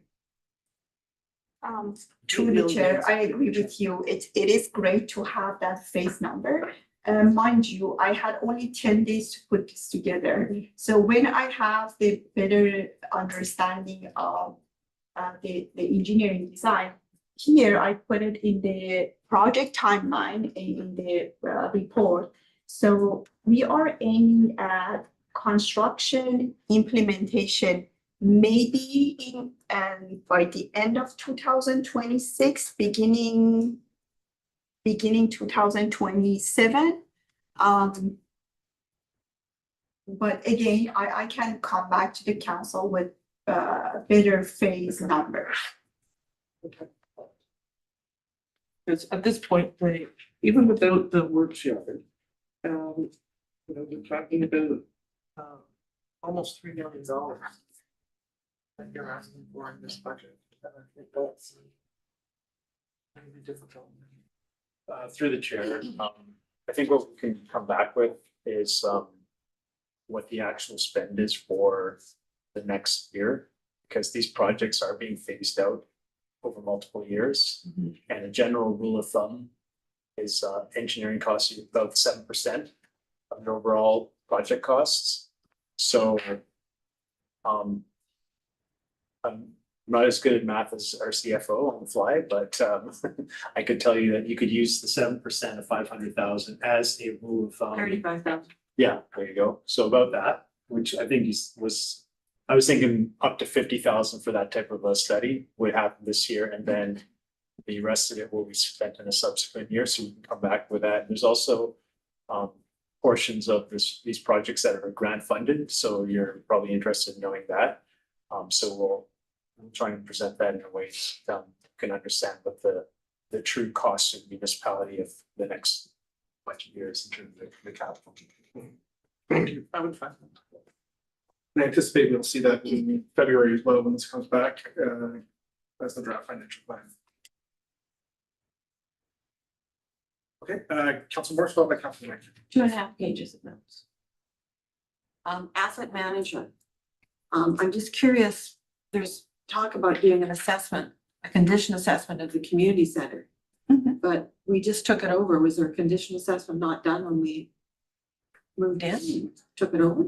So why would we do it again? So the condition assessment of, basically to prepare an asset management and put everything in the software that we are having for the whole municipality assets. It takes like around $10,000 only for the community center. So basically, when we inherit this from the contractor, the O&M manuals, this project is not closed yet. So the O&M manuals, the HVAC system, all those things that are part of this community center needs to be developed into the asset management software that we have. And then we have to assign attributes to this, to different components of the building. For example, the drywalls, the paint, the windows, all those things need some kind of attributions in terms of the lifetime, in terms of when they need to be changed, the water closet, whatever components of the building that we have, we need to transfer it into our software. And all those things that, that we need to do, and it's not there and we don't have it, basically needs money. So like at least $10,000 of that is going to be for completing the database for the community center, plus looking into, like we received some of the equipment or some of the stuff that was done here is not basically perfect, right? And we know that there are deficiencies, and we are putting all those into consideration when we are putting the community center asset management into our software. So we will take care of this asset over the years. Is it? So then, there's this whole asset management governance model. We passed policy 2503 back in September. And I thought the purpose of the policy is to provide a framework for managing municipal assets in a way that balances. So I thought, I guess I was thinking why that policy isn't the framework. Through the chair. So what we have done, I'm going to open the document that was completed for the asset management strategy in 2023 and adopted by council by the citywide, who are the provider of the asset management software. And what they have done through that strategy, they came up with recommendations and prioritization for the municipality, how to do the framework, the steering committee. None of those recommendation was implemented so far. So basically, this asset management plan is going to implement all the recommendation that it was in the strategy that was adopted by council in 2023. And the government, so like I can go through the establish of the government. No, that's fine. I've done that. I was just curious as to why we did the policy in 2020, policy 2503. And how it fits into everything. Because it said it was establishing a framework, so that's fine. And then just in the cost on the page, estimated cost, preliminary planning. And under the amount, it says included. So does that mean it's because it's staff time or there's no cost to preliminary? You're talking about asset management? Yeah. Yes. Yeah. So the preliminary planning already has happened through my time and my two staff time that we put together. So it's not that it's included somewhere, it's already happened. We spent the money. So this is future spending. Okay. Drainage master plan. It talks about natural channels. Now, are those streams and creeks? Okay, and streams and creeks in many cases start up in Crown Land. And so I don't know how we can plan for the Crown Land runoff And then they also run through private property and come back out in public property and stuff. So are you gonna assess the creeks and streams that run through private property? Through the chair.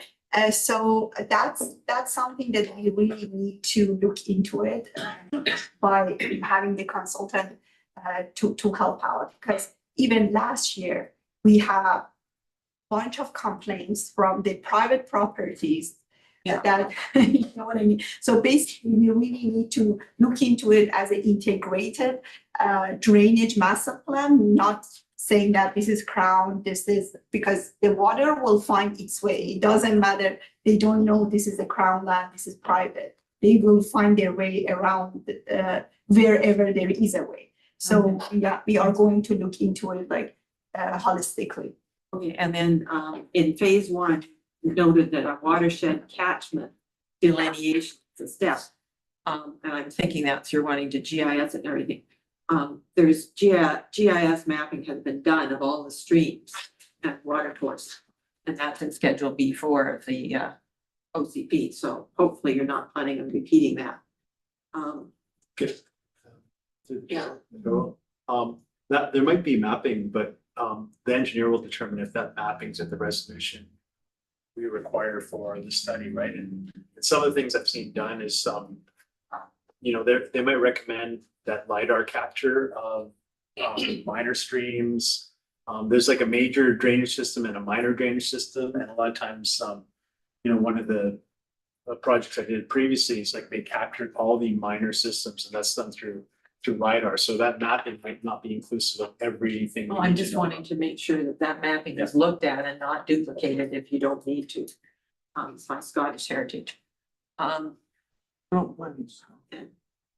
And page 24, it says consistent design guidelines. So would that be for the subdivision servicing bylaw? Is that would that be what that design guidelines would be? To the chair, could you please explain, is it related to the drainage master plan? Yeah, I'm still on the drainage section, at page 24 of your report. There's a comment about established consistent levels of service and design standards. So the design standard is basically when we are looking at our culverts, there are different standards. Whoever had whatever contractor on the side, they met some kind of culvert. So we are trying to have that consistent across at least the municipality. I'm not 100% sure. I haven't had that conversation. Again, this is a plan. We are going to have all these conversations with different departments. Maybe that's a great suggestion. We have it like as part of the. Well, I don't know what's in the subdivision servicing bylaw with it. I didn't go and dig that out, but that was what you had to do at the time of subdivision if you're putting in public roads that we're going to take over. So I assume whatever you come up with is going to mean that bylaw is going to have to be amended.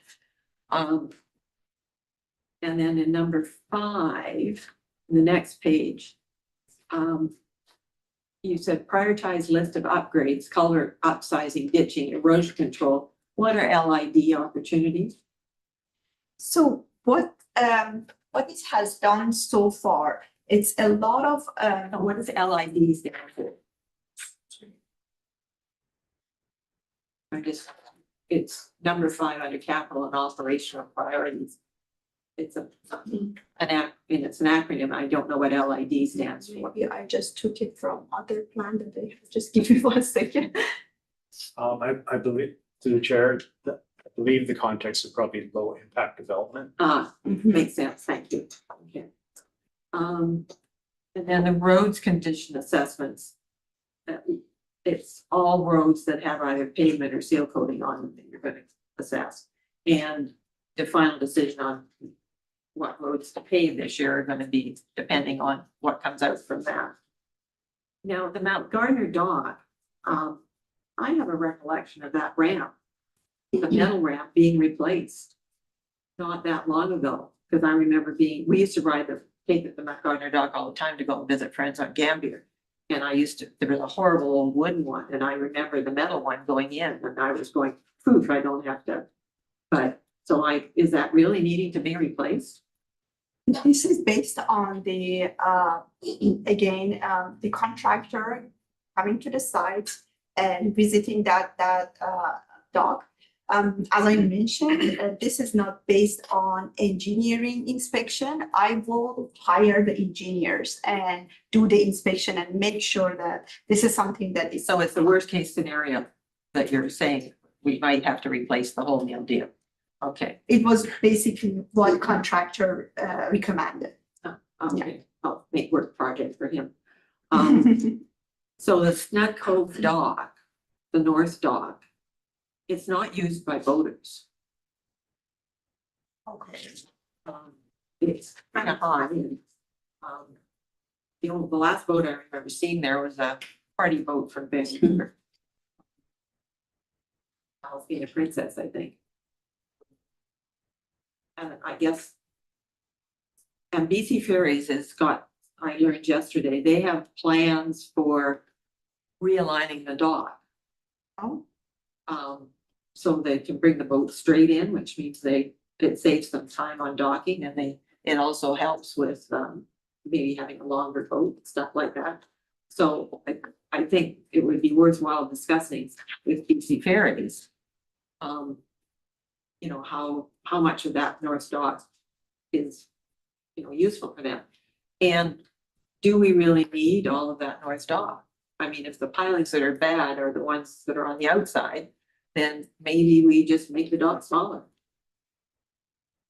Through the chair, this is something that we would like to discuss with the council when we get the proper engineering inspection. I'll come with a plan to the council and we'll make sure that, like what would be the best money for, value of the money for the municipality.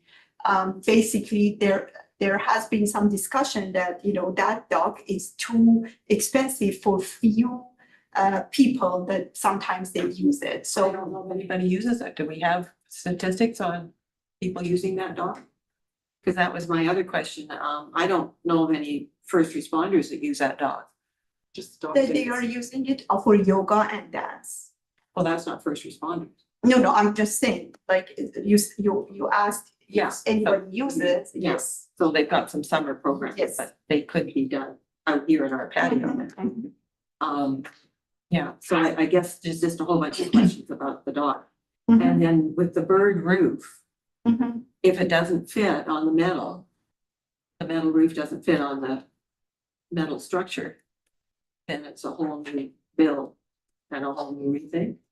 We have to go back to the, why not? So this is in their wish list to do the metal because again, it's longer lifetime, but if there is no way to do it, I think the best course of action would be doing another vinyl.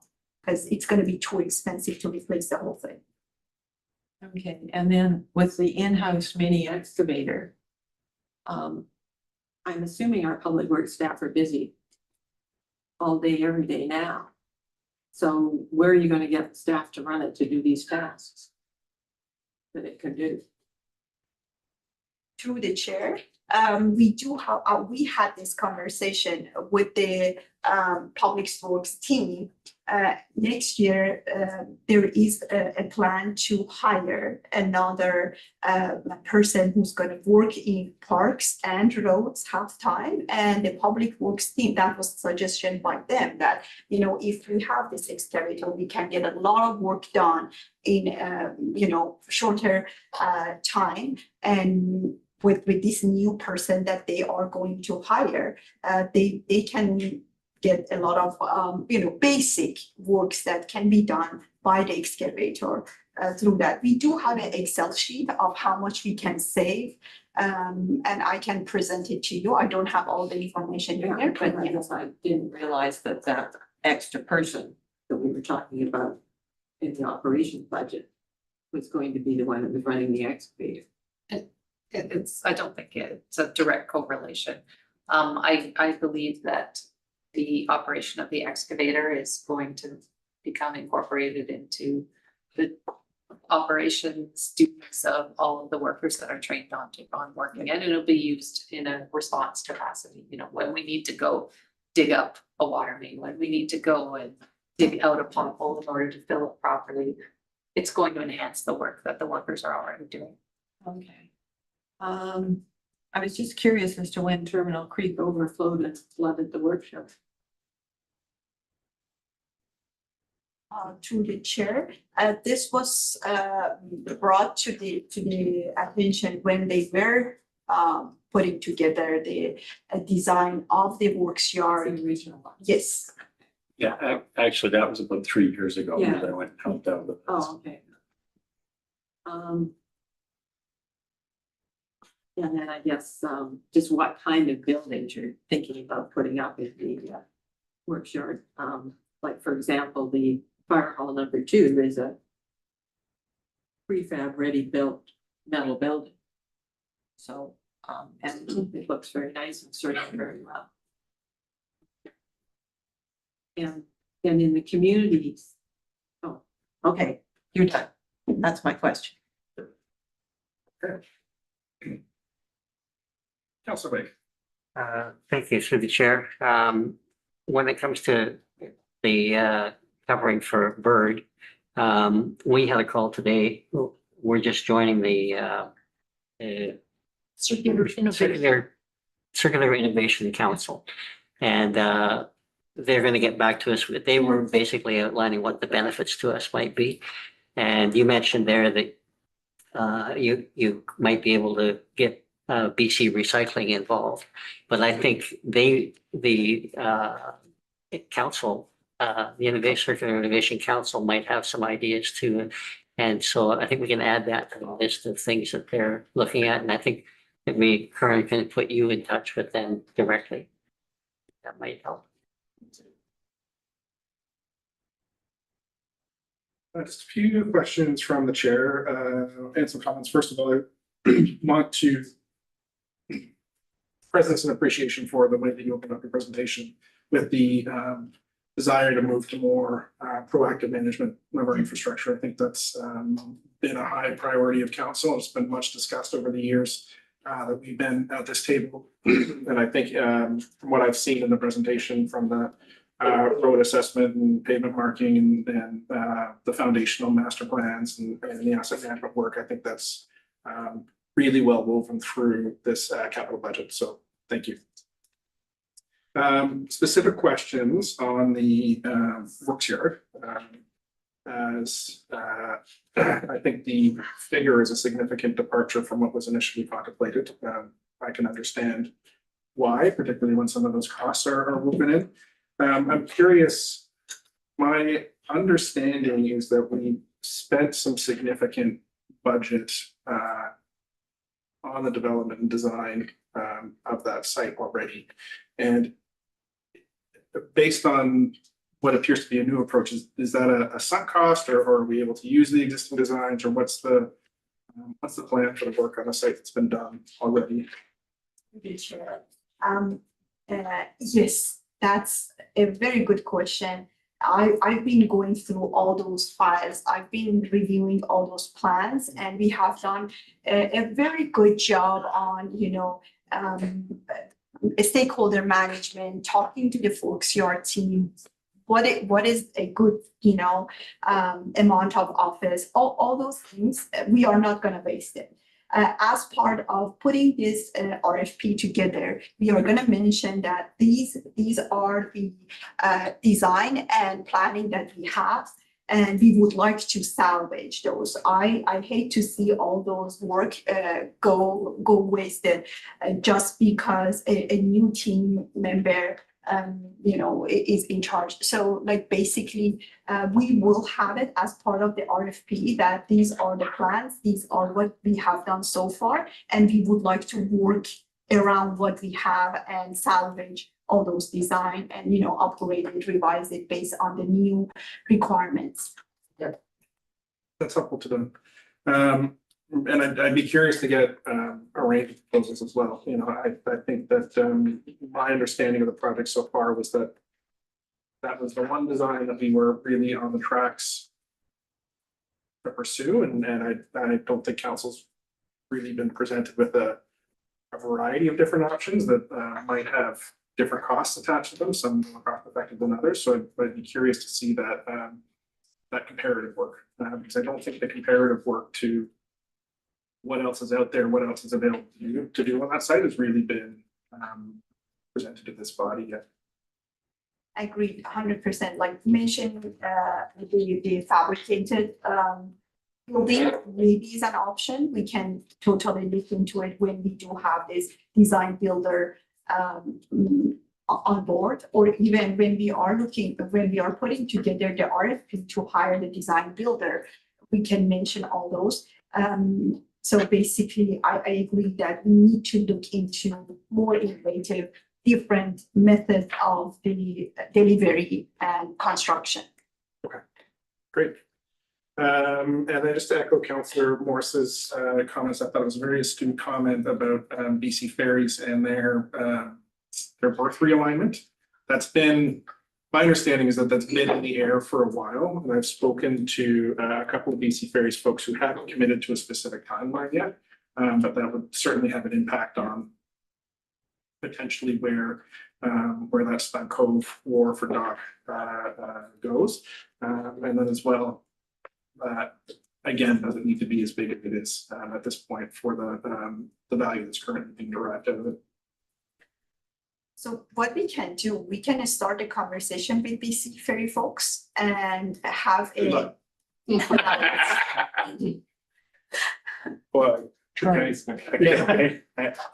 through the chair, I know that was a person, I'm suspecting a little tongue in cheek. Yes. We do have a good relationship with them that we built through this line painting and signage review project, whereas they've been looking at that with the final deliverable. So I think we could leverage some of those the relationships with the operational people to figure out if this is something that's going to benefit them to remove this dock or have to look at maybe downsizing how big it is, because other than yoga and a nice place to have a sandwich, the dock dance, it's serving other purposes. So given, and this is just the tip of the iceberg, 10 piles, with 10 this year, could be another 10 next year, could be another 10. Like, this is an ongoing thing. And I just, anecdotally, we were in my last community, they were the feds were gonna devolve a lot of these dock facilities to us. We fought that. We never took over ownership because we knew how much these things cost to maintain and own, right? So that's definitely, if we can, we'll talk to BC Ferries about that. Yeah, and that you're correct. It was tongue in cheek. I think it would be a good time to talk to BC Ferries, since they're gonna, they've probably already started planning towards their next performance term. That's starting with those engagements next week. Yeah, starting with those engagements next week. And then even, it's all usable space down there. So the small parcel of land that they have, that dock, there has been discussions previously of reconfiguring that area into a traffic roundabout or making it more sort of accessible for cars, pedestrians, and staging. So it would be I'd be curious where that capital conversation with BC Ferries goes. I remember my last question. All right, friend. Back on the Snug Cove lane marking. Do we have the road and sign safety assessment report? Did we get that? That is ready right now. The council members do that. No, you haven't received it because it's not finalized. We asked for a couple of minor changes in their report, and then I think this week or next week they are going to finalize it and send it to us. We can distribute it to the next council. In the new. Thank you. And with that, I'll look for a motion to receive this report. Moved by Councillor Wake, seconded by Councillor Morris. All in favor, raise your hand and say aye. Aye. Aye.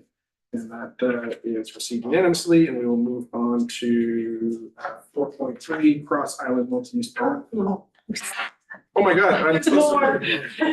Oh, wait, there's more. There's our short. Sorry. Good try.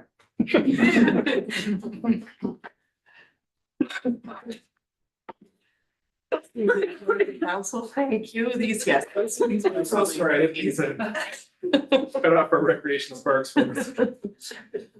Okay. I feel like a boa constrictor was just a cow with the amount of Yes. information that we put in.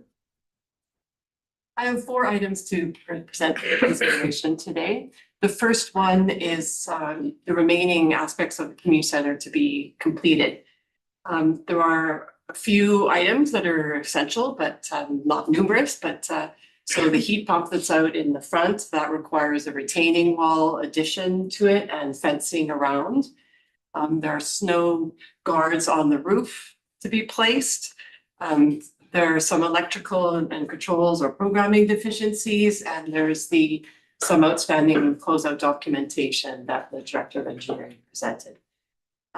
These are all items that are not added budget or scope to the contract. They are previously defined within it, and the funds that are currently been allotted to the project that just weren't used during this calendar year.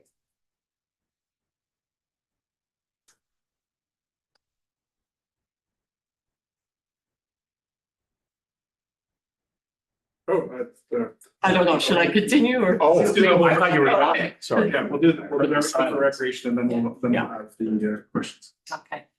The second item I'd like to discuss is covered bike storage for the community center. The area that we've been considering for this is at the back of the building. There's a square area that's grassy. It's about 15 by 15 feet. And currently there is no covered bike storage. So there are many people that use the outdoor storage in the summer, but there's a lot of e-bikes on the island. So this would be greatly used in the back both by staff and users of the building. It definitely would decrease the pressure on the already limited parking at the facility and meets our climate action goals. This is budgeted at $20,000 for a simple structure. That may be a bit high, honestly, but and the source is from the climate action funds.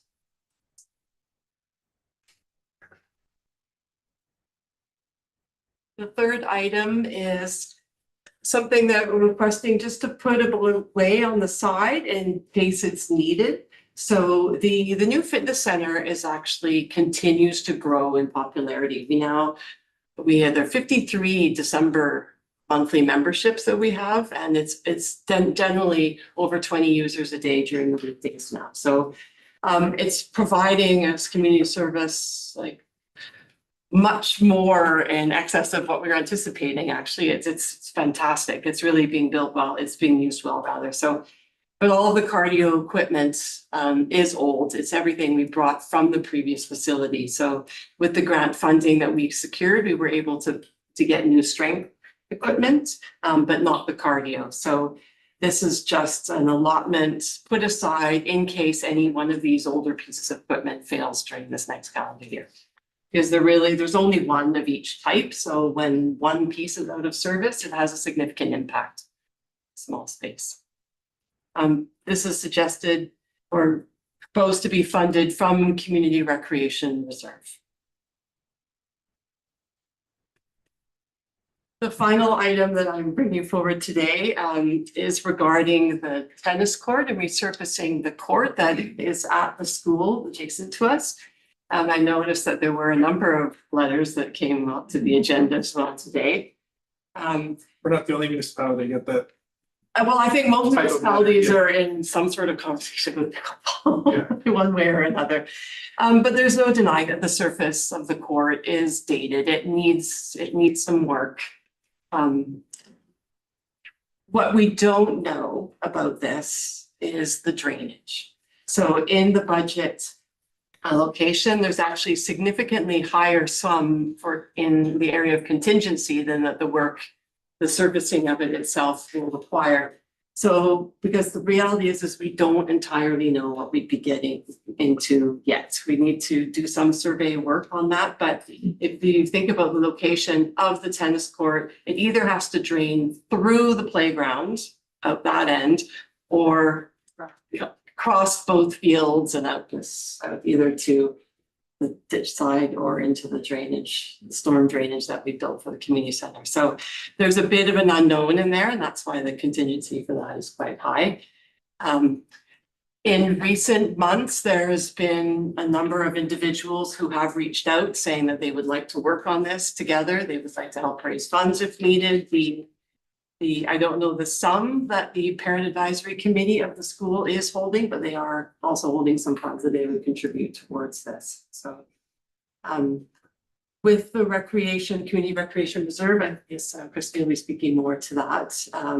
But this cost would be using some of the reserves set aside last year and the allocation for this year to cover that. So that is the last one. And any school board funds contributed to this? No, the school is not willing to funds towards this at all. It's not necessary for their needs. They will assist with the maintenance of the fence. That's fine, right? So we're at the trustee vote. Starting with Councillor Morris, Councillor Saunders, Councillor Getty. Just one simple question. We can have pickleball lines and tennis lines on the same court, right? Yes, sorry, I went over quickly. So yes, so the idea would be to reconsider what are the major community needs for this space? Is it just pickleball and tennis, or should it also include volleyball or basketball? So there would be a community needs assessment as part of this initially. And really deciding what are the needs to lay out, because definitely you can lay out more than one sport, in that same space. Councillor Saunders. Thank you, through the chair. Pretty sure you answered this, but I just want to make sure I was clear on what I heard. On the first slide about the community center, the word deficiency popped out, of course, and there's $190,000 popped out. Just for clarity on there's $190,000 worth of work still needs to be done, but that money has already been allocated. You're not asking for another $190,000. Right, thank you. Councillor Getty. Are we sure that the parent advisory committee is eligible for grants to improve school district project or property?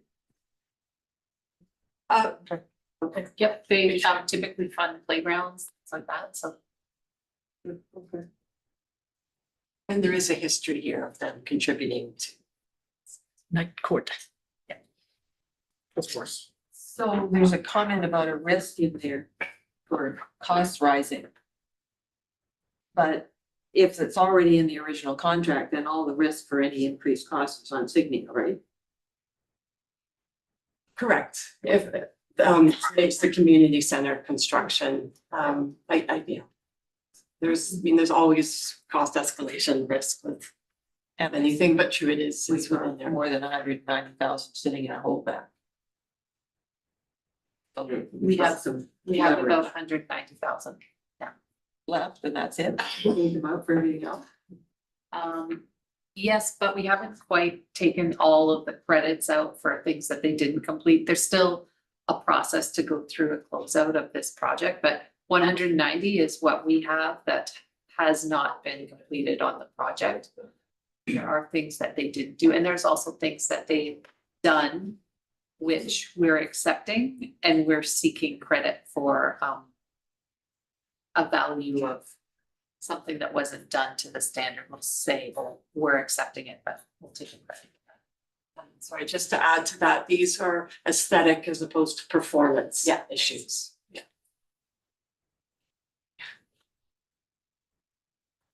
Any further questions? Thank you.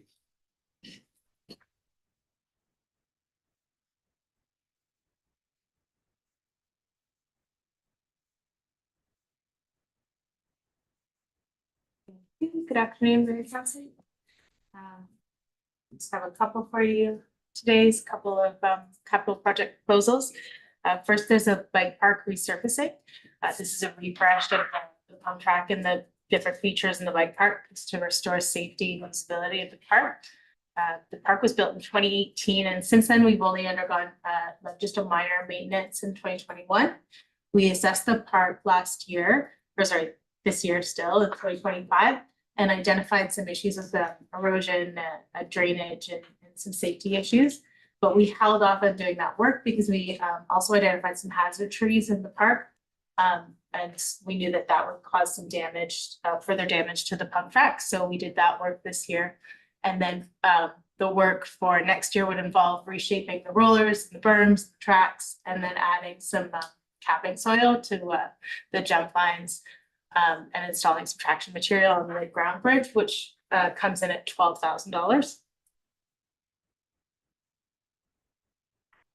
For our parks infrastructure renewal and replacement, we're asking for a little less this year. This is to address our aging park, trail, and beach infrastructure. And we always are trying to eliminate them, prioritize the biggest safety hazards, and maintain long-term public access to our park and trail and beach amenities, as well as support proactive asset management.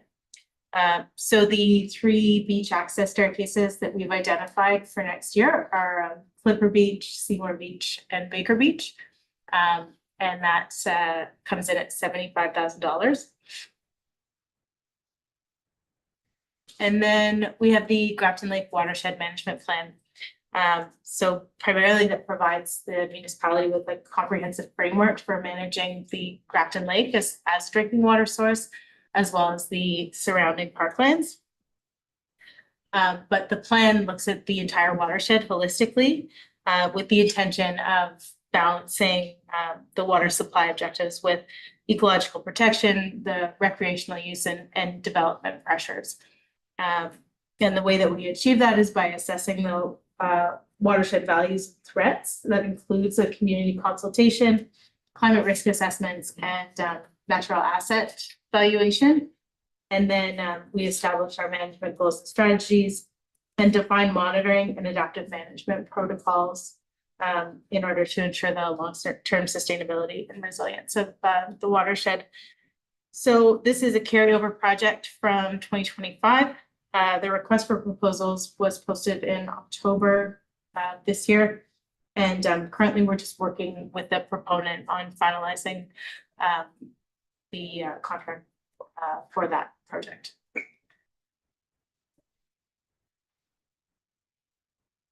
Councilor Getty, followed by Councilor Lake. So the estimated project budget of 100,000, is that including the money that is tied to the request for proposals? Is this additional to that project? That is it's through the chair. This is the project budget hasn't changed. It's the overall budget. There was. But Is that in the 2025 or 2026? Is this new money? It's not new money. It's in the 2025. It's carrying forward to 2026. And is there any consideration for when Peter Ross, thank you, my neighbor. His name, I don't know my first name. When he was here, he was talking about ongoing testing to have some sort of a baseline for comparisons. Is there any thought of including that kind of testing? Through the chair, yes, there's as part of the RFP, we've asked for them to develop a monitoring protocol for continued monitoring of the lake. It wouldn't be even close to the degree as what was studied in that particular study. So we're really trying to narrow the focus because we already do annual testing of raw water because it's drinking water source, and we do that in a couple of streams along Cardiff Road. There's really only a minimal kind of additional testing that we need to do. So that's one of the consultant tasks is figuring out what exactly that is and how we can use that best to benefit our management strategies moving forward. Councilor Lake. Through the chair, thank you. I'm excited to hear about more staircases because I love the one across the way that I use a couple times a week. Are these new ones going to be concrete like that one? Through the chair, not necessarily.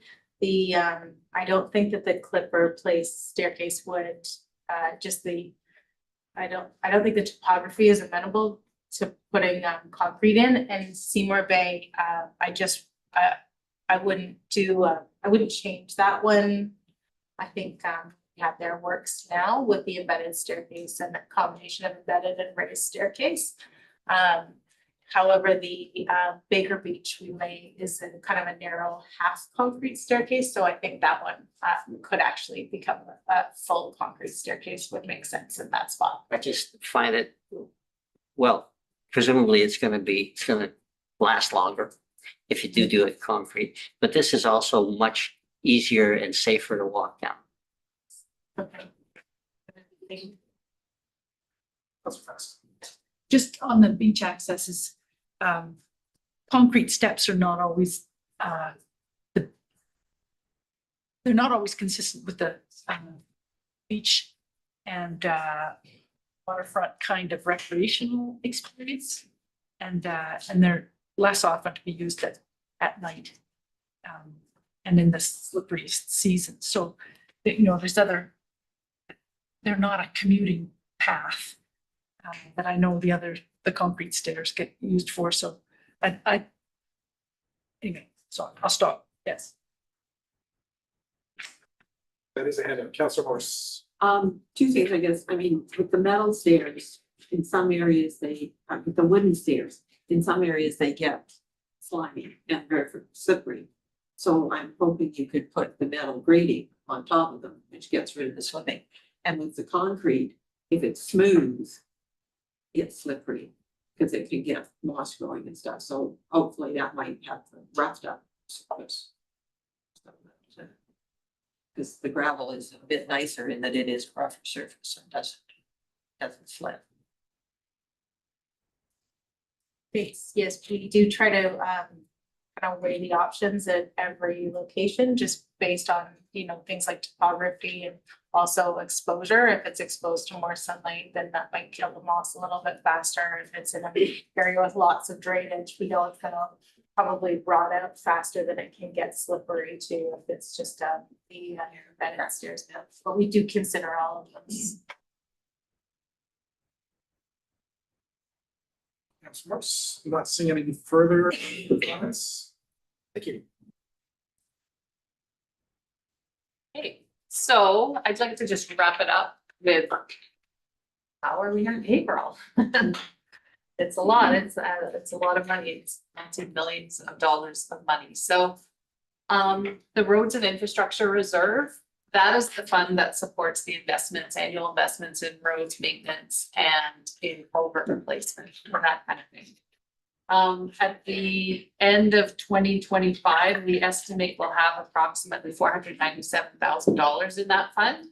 And we plan to fund that by continuing an annual contribution of $1.6 million to that fund. The 2026 expenditure is supposed to be $600,000 on the roads and $600,000 on the culverts, but we get a little break in 2026 because part of that is the Eagle Cliff culverts, which is partially grant funded. So we won't be spending the whole $600,000 out of that. So we've got a 10-year plan in order to maintain and hopefully augment that balance year over year.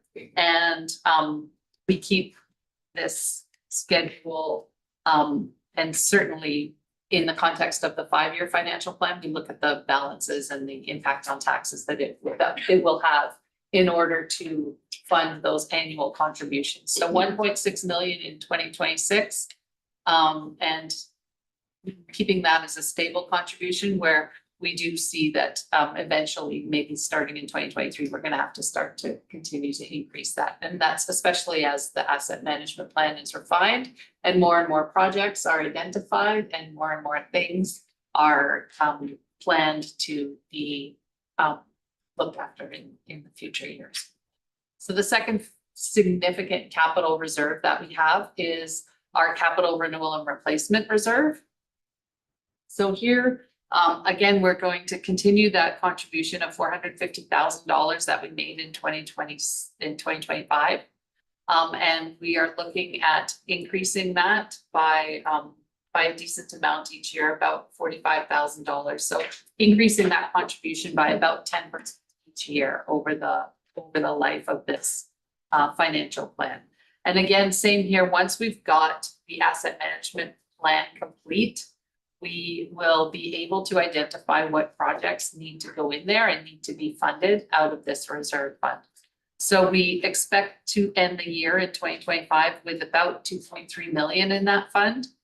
And we're looking to grow the balance in that fund year over year. The fire protection reserve, we put together a life cycle maintenance plan in order to ensure that we have all of our fire apparatus needs funded, fully funded, once the sale of the fire hall is completed. So the plan is actually goes beyond 10 years, but the first big major investment is in 2023, when we're looking at replacing the big tender 30 at an estimated cost of just over $1 million. The big most significant expenditure will take place approximately 5 years later in 2038, and that will be replacement of engine 33, which in an inflation adjusted expected cost will run about $2.8 million at that time. So there are some very significant expenditures needed to maintain and replace that fire protection equipment. But again, this is like a 20-year life cycle plan that the fire chief put together, and providing that we contribute the proceeds of the sale of the fire hall and we maintain that annual contribution of $250,000, we believe that we'll be able to adequately fund the replacement costs as they come due. The Community Parks Reserve, we're making an annual contribution there of $175,000. And we need to develop a long-term plan to replace all these trail structures and beach access projects and things like pit toilet installations. So I've just put in kind of an annual expenditure on maintaining some of those trail structures. And again, as the asset management plan is refined, we'll be able to identify and put in more specific projects and in the year that we believe that they will become due for replacement. So that we do with an annual contribution of $175 and an annual expenditure of around $100,000 a year, we should be able to grow that balance of Community Parks Reserve from the current $560,000 to just over $1.5 million. The next one is our equipment reserve. We use this to replace and acquire necessary equipment. So it could be fleet equipment, it could be maintenance equipment, just hard equipment assets. We're maintaining an annual contribution to that fund of $150,000 per year. And upon development of a fleet maintenance plan, which needs still to be determined, we could expend approximately $100,000 from that fund. And together with interest and surplus contributions, we could build that to approximately $875,000 after 10 years. The Community Recreation Reserve is one that we depleted in its entirety to fund the construction of this building. And starting last year, we started again to make annual contributions to that fund. So in 2025, we put in an initial contribution of $50,000. I'm suggesting we grow that contribution to 75 this year, 100,000 next year, and maintain it at 100,000. And it will be there in order to fund the long-term acquisition and replacement of any of our recreation equipment assets. Most significantly, there is the known cost of the cyclical replacement of the turf field. So every 12 years or so, that turf field requires replacement. And I've put that in 2034 with an expected budget of about $500,000. So an annual contribution of $100,000 to this fund will enable us to make sure that we have the funding on hand at that time when that cost comes due. Now, not a capital fund, but it's something certainly that is relevant. And while I was talking about reserves, I wanted to take the opportunity just to talk to you about police tax funding. So Our expectation is that we will not be exceeding the population 5,000 until after our 2031 census, so that we'll have another 5 years to save up and get there. I'm assuming that we will have an annual estimated budget to fund of about $1 million a year, beginning in 2032. And at that time, we would begin to collect the police taxes directly. So now police taxes are collected on the tax notice, but they're collected by the province and flowed through to the province. Once we become responsible for delivering municipal police services, we will collect that budget directly and pay the police department ourselves. So we will see an offset on our tax notice because we won't be collecting those taxes on behalf of the province and sending them to the province anymore. So there's some of an offset, but I do believe that we will likely be looking to fund approximately anywhere from $300,000 to $500,000 a year extra on our own.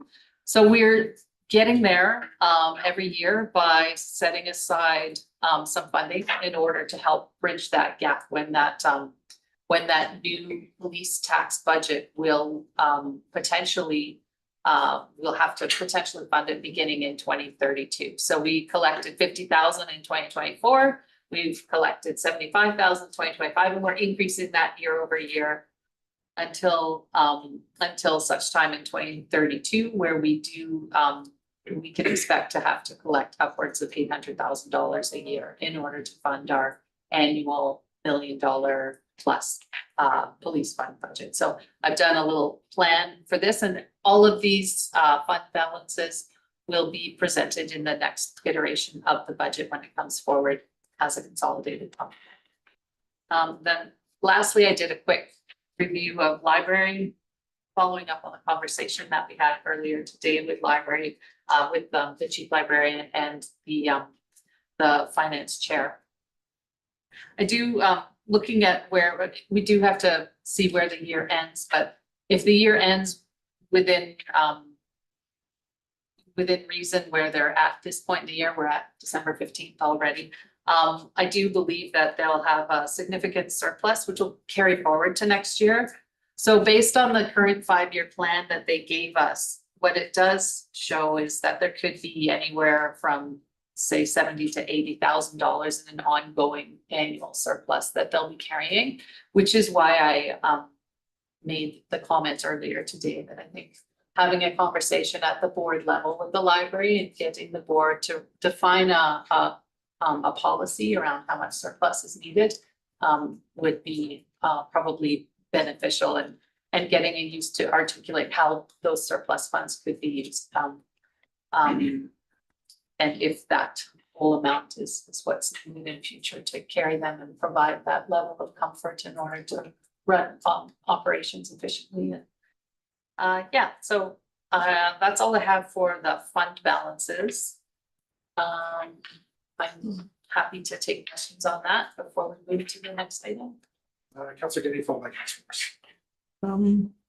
So looking through these different funds Yeah. and the estimated closing balances, they start to get quite large.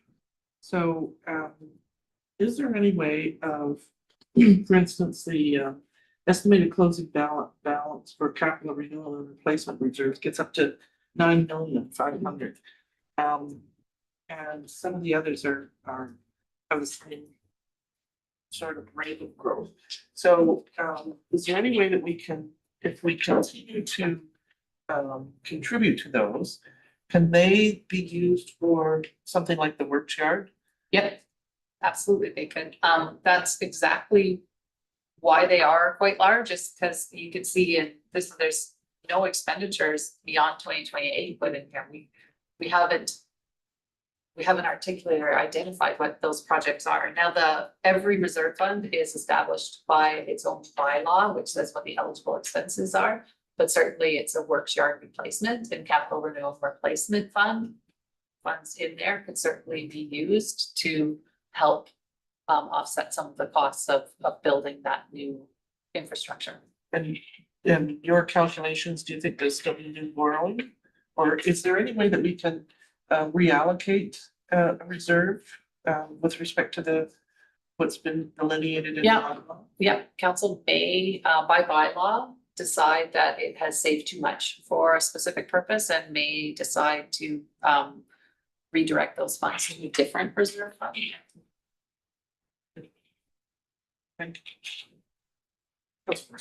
So in your executive summary, in the little section that addresses revenue, you're talking about revenue would come from across a 5-year period, expenditures that includes parcel tax revenue.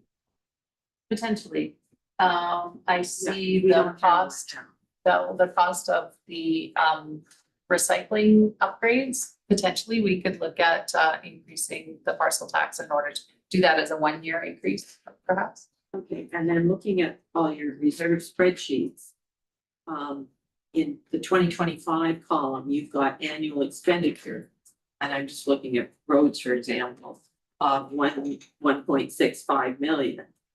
And estimated fund balance, you've only got an expenditure of 1.4. So I'm assuming we budgeted for 1.6. Yeah. And we've only actually, you figure we're not going to spend any more than 1.4 by the end of the year. Yeah, that's right. And that's the same all the way. Yeah, that's right.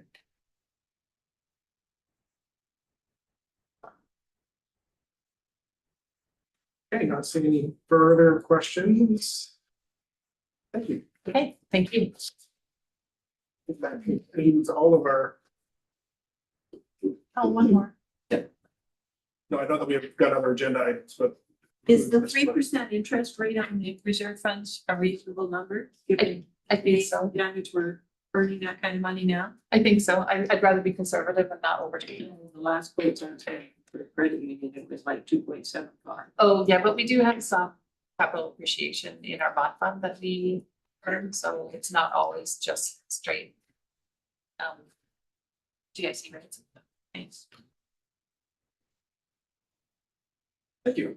So we'll consider all of that received for information and move on to 4.3 Cross Island multi-use path updates.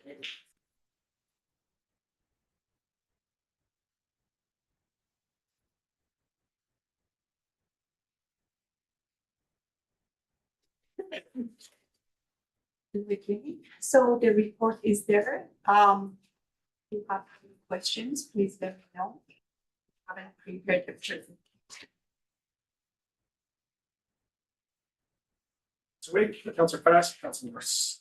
Through the chair, well, it was a bit of a shock to see that, but with everything we've heard today, and actually on balance, just thinking about it, it makes a lot of sense. And we gotta, to me, this is an example of us getting realistic with the hard numbers on the ground.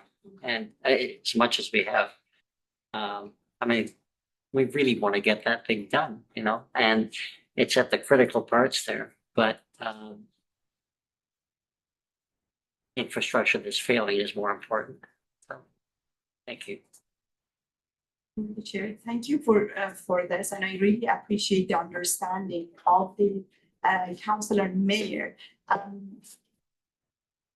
If we plan this properly, it will be future potential to continue this program.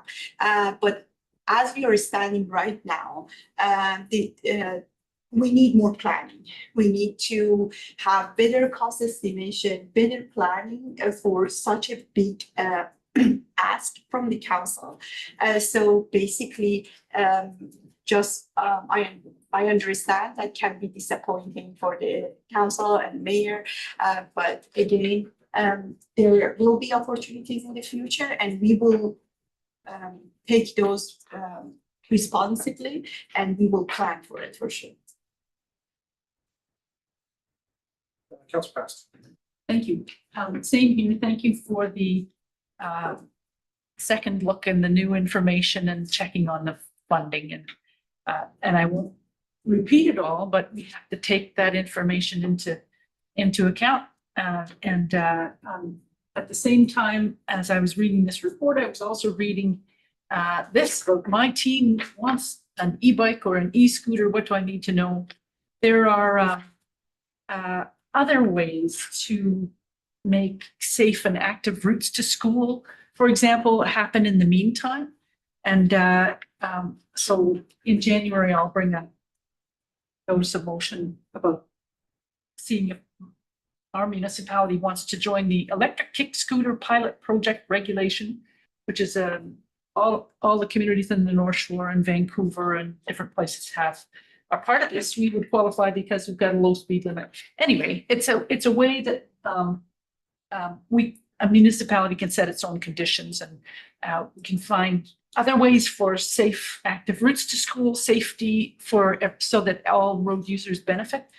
And then maybe that includes the other things that are in the background too, the on-demand bus pilot project that was such a success. And yet then COVID began. The All Wheels Terrain Park folks are interested. And there's, all kinds of young people trying to get to school, and these new technologies are arising. So I'm hoping we can do some of these, and I'll bring some motions to council in January about other avenues, other approaches that we might take in the meantime while the plans and while this other work is being done. Disappointing, but reality. Thank you. That's over to you, Councilor. So is there some way we can, I hate giving up money we've got. And the developer has to build the path from Forester Lane to Harding Road.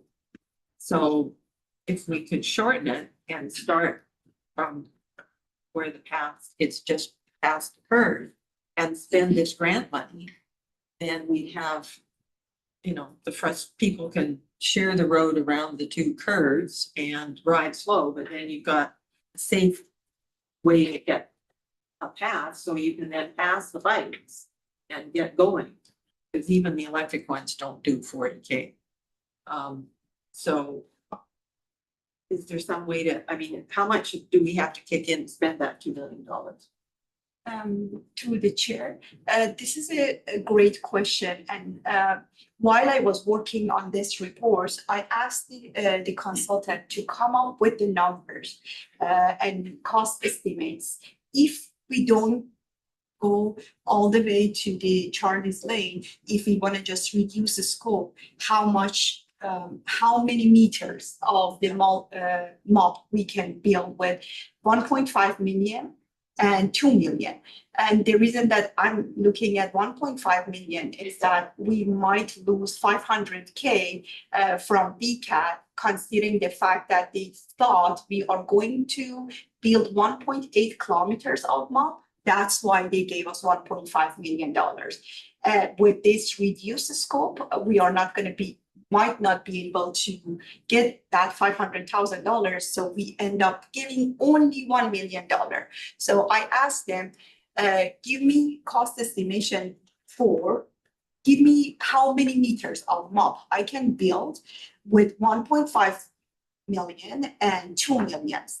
And also, one thing that we need to take into consideration is the safety connectors that we need to build into this road if we wanted to have this connected road for even temporary. We have to look into this is part of the safety and transportation rules that we needed to take into consideration in the first place, even though we wanted to have the full length for that small curve that it was proposed to be postponed.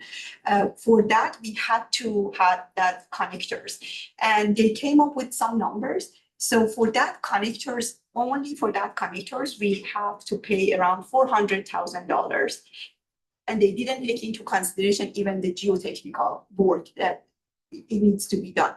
Anyways, and for, for 1.5 million, the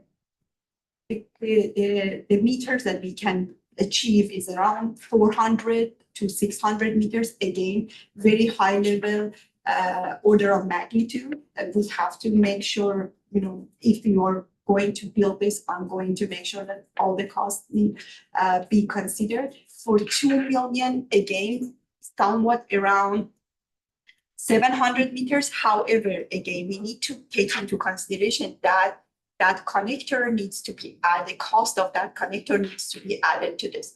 What do you mean by that connector? There, you know, when there is, you're coming from there to the Charlie's Lane, there is a curve. Now, that curve is right now poses safety issues to the people that they are trying to get from there. Yeah, so My question was, why can't we build from Forester Lane to the fire hall and back that way? And not do either or any of the curves and share the road with bike signs and all that stuff and go slow, separate bike lane ahead, be patient. And just do that, and so we got from the fire hall or just east of the fire hall, all the way through to Harding Road. As multi-use back and use the money that we got the grants for. to the chair, again, that's a risk and that's safety hazard for the multi-pass users. Sharing that road, it's a blind spot, and that is why the engineers come up with the connection. I was in favor of getting the maximum dollar for the money and we got and not doing any of that corner and putting in all those sharing signs, so I'm not happy. Any other And questions? one more question, we can't use the money to pave the shoulders. Through the chair, we are looking into using money somehow. So we have to go back even with reducing the scope of work. We are going back to the BCAD and TransLink and proposing different projects. Like this connector is something that I was looking into it and see if we can even like use that $500,000 to create that safe connection there while we have it. Again, all depends on what engineers come up with it and what kind of design we'll have. But yes, we are looking into using this money somehow to, you know, like I hate to lose the money, to be honest, but. Thank you. I was under the impression, Sarah, that this was just canceling the project. And so what I'm hearing is that you're actually talking to the consultants and the engineers about ways to continue the multi-use pathway, although not this exact project? To the chair, so we already committed this $40,000 to the engineers. So what we have to go back to BCAD with more explanation about the reduced or with new project, anything that, you know, like we have to go back and report back to them. So I did not release these engineers yet. What I'm doing right now, we are looking into the options. This project is going to cancel. Like this is my suggestion, our recommendation that don't pay $2.7 million for this. But we are looking into other ways that, again, maybe with reduced costs, with other ways we can continue some sort of safety, you know, recommendation. So with the wording, because I'm thinking about people in the public and maybe a couple of years from now, it says recommend that council cancel the multi-use path project at Grafton Road and Forster Lane. Makes it sound like it's never going to happen. So I wondered if the wording, can you recommend wording that would be clearer? Could it say this, maybe just this multi-use path project, that something that, so that people can go, oh, they're just talking about that particular one with these budget numbers in it. Would that be better? Would that be clear? Would it help? Through the chair, I mean, staff just presented a recommendation, based on the facts. when we craft the recommendation, it's just the specific ask, where we didn't put in language in there to, share our sentiments around active transportation. I mean, the fact of the matter is that, having gone through the VCAT program myself in the community, is they expect their projects to be designed in accordance with the, BC Active Transportation Design Guidelines. If you're going to present things like that are not conforming to that, then they're going to want engineer sign off of that. We would have to have a discussion with ISL on whether they would want to stamp a document for a multi-use path like that involves sharing the road if that's not what they think is safe. So I think the recommendation here is based on the fact that there's 3 years between that estimate was presented and now, and the fact that it excludes things like geotechnical and a lot of things. I mean, we've had other projects here where we have not fully taken the costs, and I think with the new director of engineering in place, we had a sober look at the numbers that were presented, and we didn't want to put ourselves in a position where we're building something only to have to come back to council later to ask for additional funding to complete that project. So that's the lens through which this recommendation was presented. And just to finish up, I totally get that, and I value that. It's just that the way this recommendation is worded, it might give the community the impression that this is it for the multi-use pathway, we're stopping, it's canceled. But we can talk about it some more when we're at council and when we hear again.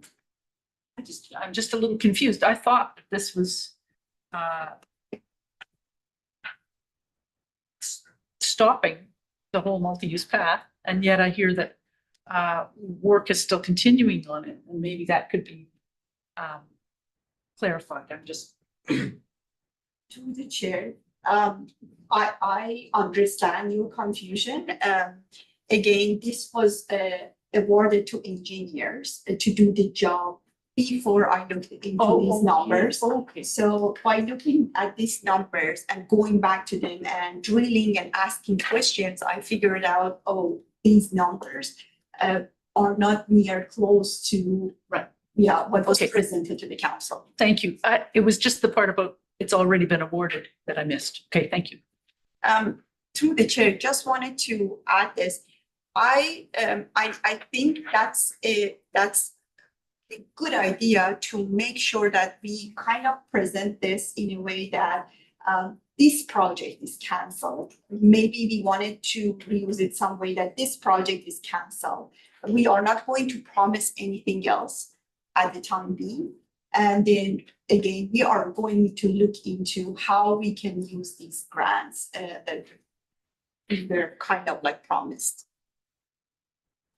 And just for clear, I mean, the recommendation reads that we're just canceling something that's already been previously approved, and staff would like to bring forward some other ideas. Maybe doesn't make the motion that I think it's difficult to word something in uncertainty, and I think as it reads, I can imagine a number of community members who are going to be satisfied that we met our financial responsibilities here. Councilor Gay, followed by Councilor Nick. So one of the things that I've been learning with Robert's rules and all the rest of it is that there's a distinct difference between a motion to defer and a motion to table. In terms of one being, it can come back again, and the other one where it does.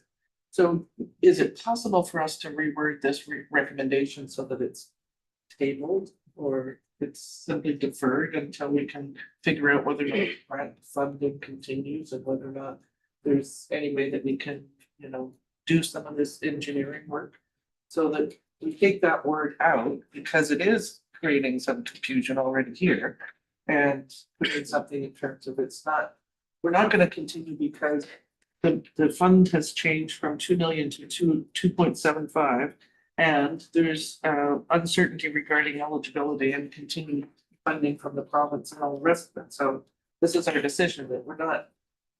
It's the most dangerous corner probably on the whole island, and it would be ideal to have that corner taken care of, you know, however we do it, geotechnically or whatever is needed, if it's so expensive. So, you know, ultimately, we can't afford it now, we don't know about funding, we've got all these other priorities, but it seems to me that we couldn't, or we possibly shouldn't, just cancel it completely. That makes sense? But leave it a little crack open. Yeah, I mean, I can speak to the process pieces, so the a motion to lay on the table is different than a motion to postpone or defer. Lay on the table means you're laying on presently to take up something else of urgent interest, so that wouldn't be later. A postponement could be done. Ultimately, we're in committee of the whole and we're making a recommendation to council to adopt a motion. Although the postponement does not give staff current direction on the already awarded contract, which if it's just to proceed, it's going to go through at 2.7 million instead of 2 million.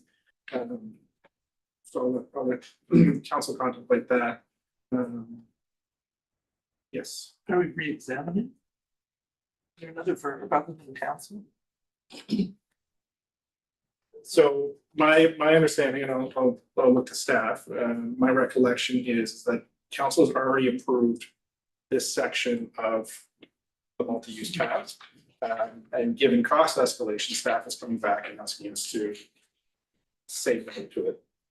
Yeah, up there through the chair, so but if we're saying like we're re-examining, us coming back with this report is our re-examination. That's a very, and the fundamental issue here, which I think we're losing sight of, is that given our infrastructure priorities and fundamental infrastructure budget, does council want to spend this new revised amount, which is quite significant, it's over $500,000 on the multi-use path? And the decision we're making that pertains to this particular project, it does not say, we're not telling the community that we're not interested in active transportation. It does not say we're not going to look at other grant funding opportunities in the future. It doesn't say we can't try and repurpose funding that we have been granted. It's just with the economic realities of this particular project and us re-examining it and bringing it back to council. I'm gonna go to Councillor Wake and then back to Councillor Fast. I would like to get a motion on the floor as it feels like we're spinning a little bit. Councillor Wake. I'm wondering about simply changing where the confusion is coming in here is canceling the project. Sounds like we're canceling the whole thing. We're just talking about canceling this section that we approved. Which, I mean, that's in the recommendation at Grafton Road to enforce the. Yeah. So it's not saying it's canceling the entire use path. Recommendation specifies that we're canceling a specific section. Okay, I'm gonna go in speakers list. So we have Councillor Fast, followed by Councillor Jurgensen, and then Councillor Morse. Thank you. I'd like to make the motion using words that our CAO used. I move that the committee of the whole recommend that council cancel this particular multi-use path project at Grafton Road and Forster Lane and the rest of it as written, given that the reduced project scape from 800 meters to approximately 400 to 700 meters, the increased project budget from 2 million to 2.75 million, and the uncertainty regarding continued eligibility for 500,000 in DCAT grant funding. Okay, moved by Councillor Fast, seconded by Councillor Wake. Discussion on the motion, starting with you, Councillor Jurgensen.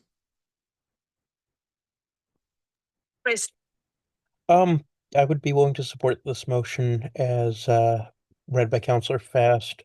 As a side comment, I also think that if we did need to look at ways to repurpose funding that has already been received, some of the accessibility work on the current, on the previously completed stages of the multi-use path that need to be upgraded for accessibility might be a good use of those, some of those funds. Councillor Jurgensen, and Councillor Morse. Well, I'm still not understanding why we can't use the funds to build the portion from Forester Road to just east of Connolly Road. So that would be a separate motion. Right now, we're on a motion to cancel project. I- Road Forester Lane. Quite happy with canceling the bid around the curve. Okay.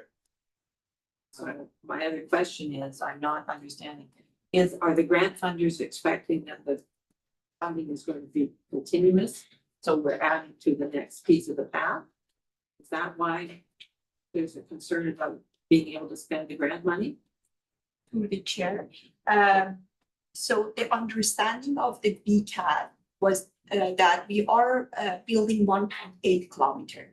However, we are only building 800 meters. So we have to go back to them and present the new scope of work.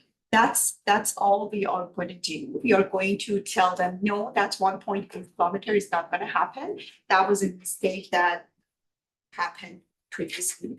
So that is the piece for $500,000 that we might miss.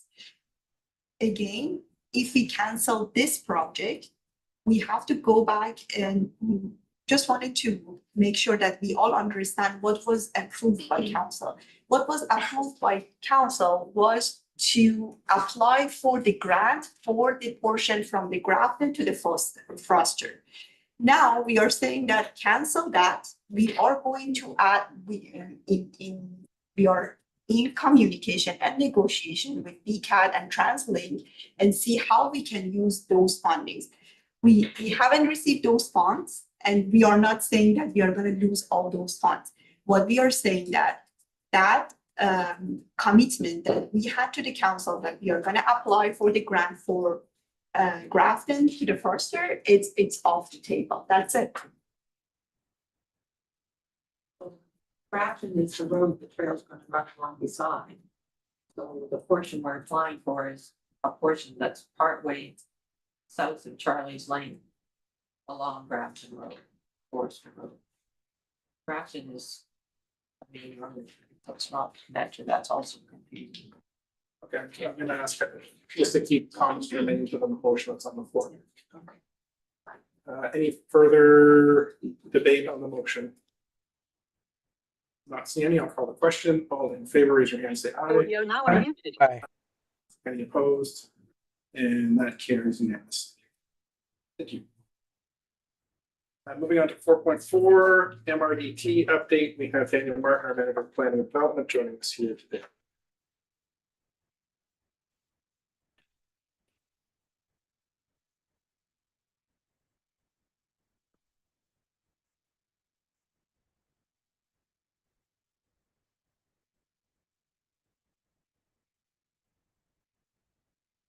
Thank you, Mayor and Council. So I have a report on the agenda today to bring you an update on that project. We had hoped to bring you with a business plan and bylaw for the MRDT project. But instead we're essentially bringing an update to explain why we are not doing that. And so the report goes through all of the various approvals that are needed for an MRDT application. And as you'll see in the letter on the agenda, when we shared the draft plan with the accommodation providers, they were fairly clear that they didn't support the current plan, that they would like to see additional revenue from that split going towards tourism management as opposed to affordable housing projects. And so at that point, we will bring this into a December council meeting, and instead we're looking at doing additional meetings in January where hopefully we can sit down with accommodation providers and Tourism Northern Island and Birch and BIM staff sort of try to work out what would be an acceptable route forward. Yeah, so that's the gist of my update. Okay. The question that I have, you note the letter that we received from it's 6 accommodation providers that will be making the decision on this. And how many short-term rental providers are there on the island that we would also be collecting MRDT revenue from? I'm not sure if it's maybe 40 smaller ones. So does it apply to all of our Airbnb licenses on the island? The taxes would be collected on all short-term accommodation, but specific in the MRDT legislation and application form for those who have more than 4 units and who advertise not just online. have a specific sort of vote on the application. Right, so, but what I'm saying is that it's 6 providers right now that you've identified that have the opportunity to vote. Yeah. But the MRDT is going to be collected on, I believe the last Maria estimates that we had were like 136 providers on the island. Okay. So is it fair to say that the vast amount of revenue that's going to be coming back to us from the MRDT is from short-term rental accommodations that are in neighborhoods and not six providers, okay? I suppose my only comments is that I do find that disappointing from the 6 folks or the 6 representatives that are voting, that there was seemingly a lack of support for affordable housing initiatives, given that the vast majority of short-term rentals do impact local communities and they do impact the housing markets in those local communities. So I can understand that they would like 100% of their revenues that are coming from the MRDT. I'm talking about these 6 owners would like 100% of their revenues that are coming from MRDT to go into tourism. But I'm curious whether the point has been made that 100% and then some of what would be collected off their 6 properties are absolutely going to go into tourism management. And I think that's a good point. Like in our draft budget, we split out, and it's, I think, I forget how the MRDT distinguishes this, but it's traditional MRDT revenue and then online accommodation provider revenue, and sort of differentiate between the two. Yeah. And we do project, the majority of the funding is coming from that online accommodation provider bucket. Yeah, I think that's part of our future conversation. And I know part of it too, you can see in the letter as well, sort of questions around Birch and the work that they do, and what other funding is available for affordable housing. So I think it's having that meeting where Birch can go over and say, this is what we hope to do with the money. This is why we need the revenue for it, in terms of their ongoing, development plans for affordable housing and ongoing operating funds. That this can be crucial for affordable housing. Okay. Yes, I mean, it's a case that I'll be certainly making to those 6 providers, given that there's 20 times the number of short-term rental accommodations in neighborhoods, just about that allocation. I do appreciate that there's now a costed plan that exists to support tourism Bowen Island in terms of the visitor center, destination management, and some other strategic initiatives. I mean, that's certainly something that we could look at if the MRDT doesn't go through now that business case through the recovery of business licensing revenue, particularly for some of those larger providers, if that's something that they would like to see on the island. But I think it's certainly something to bring back, that part of the intention of the MRDT, in our view and in council's view, if we look at a 50-50 split, is certainly to help the tourism management on the island, but also to support affordable housing on the island, given that the vast majority of our short-term rental accommodations are occurring in neighborhoods and primary residences that has an absolute effect on the housing market. So it's a case that I'll strongly make. I would love to be at the next meeting that you have with these folks and all of the partners, so that I can articulate some of that. Because I would be very disappointed if the MRDT fails at the hands of 6 accommodation providers, and we lose all of the revenue that would have gone to both tourism management and affordable housing. So those are my somewhat impassioned comments at this juncture. Councilor Getty. Well, when I read the letter from the people that signed 5.2, the letter from the various organizations, I think that there's some misunderstandings there, and I'm wondering if one of the things that we passed as a council was a hint or a suggestion that we might revise the proposed application based on the discussion at the committee of the whole meeting, that we support generally for a higher percentage being allocated to affordable housing. So if that has been the fox amongst the hens, I'm wondering if you have a sense of whether or not this would fail if it was 50-50. as opposed to hinting that it be 2575 or whatever the other numbers were that were being considered. And I also think that in that letter, they say that they think that the housing funding has significantly changed since this was first discussed. And that Birch and BIM have collectively received substantial provincial and federal funding for affordable housing initiatives. That, it seems to me, is a misunderstanding in terms of, you know, whether or not that reduces the need for the money from the MRDT. And it would be really good to explain to them how much more expensive housing is and that the need is greater, but also that the people that of housing subsidies, if I can put it that way, are making it affordable is basically for the support staff. So, you know, if all of these places are going to be successful, they need the cleaners, they need the, you know, the suppliers, they need the worker bees that are being priced out. So, you know, whether or not Birch and BIM have been successful in terms of getting the funding that is available, that doesn't take away the problem. In terms of, we still, without that, we don't have affordable, and even, you know, the question of what's affordable. So, you know, I think that they have, I don't think they have a good grasp in terms of what the expenses are for Birch and BIM to be building any kind of affordable housing. And they need more detail in terms of what those budgets look like, as opposed to the needs of you know, even if they had 100% of the MRDT, you know, what the relative needs are in terms of the tourist information center, or, you know, more garbage cans, or more signage and things. That's a totally different budget. So they can, you know, make better comparisons. And I think that, I'm not sure if they've had that information, if there's some way that we can emphasize some of those things that, you know, both needs are really important.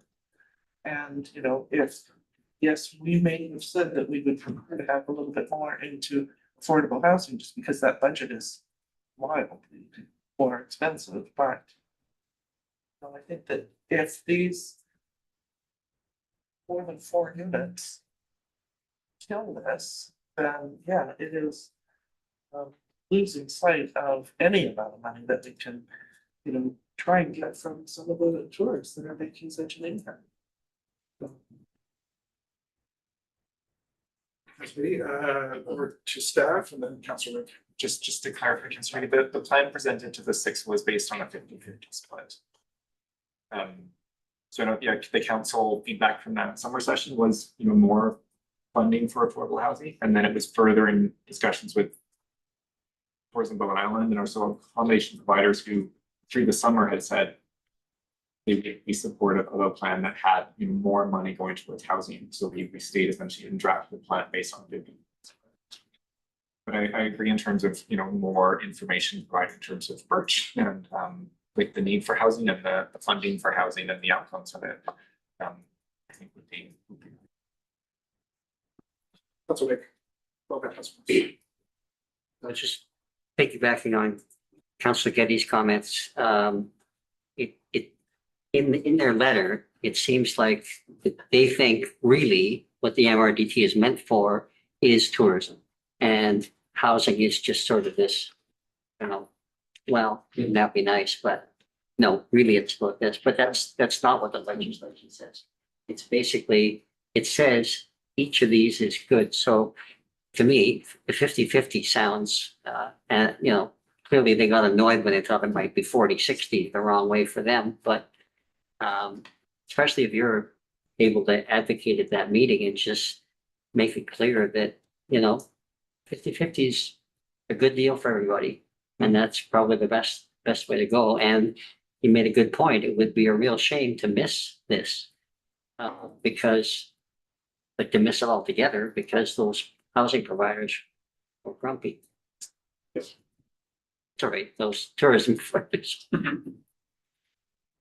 Yeah, it'll be up to those housing providers to make the case as to why they wouldn't want to support affordable housing on the island, given the impacts of tourism.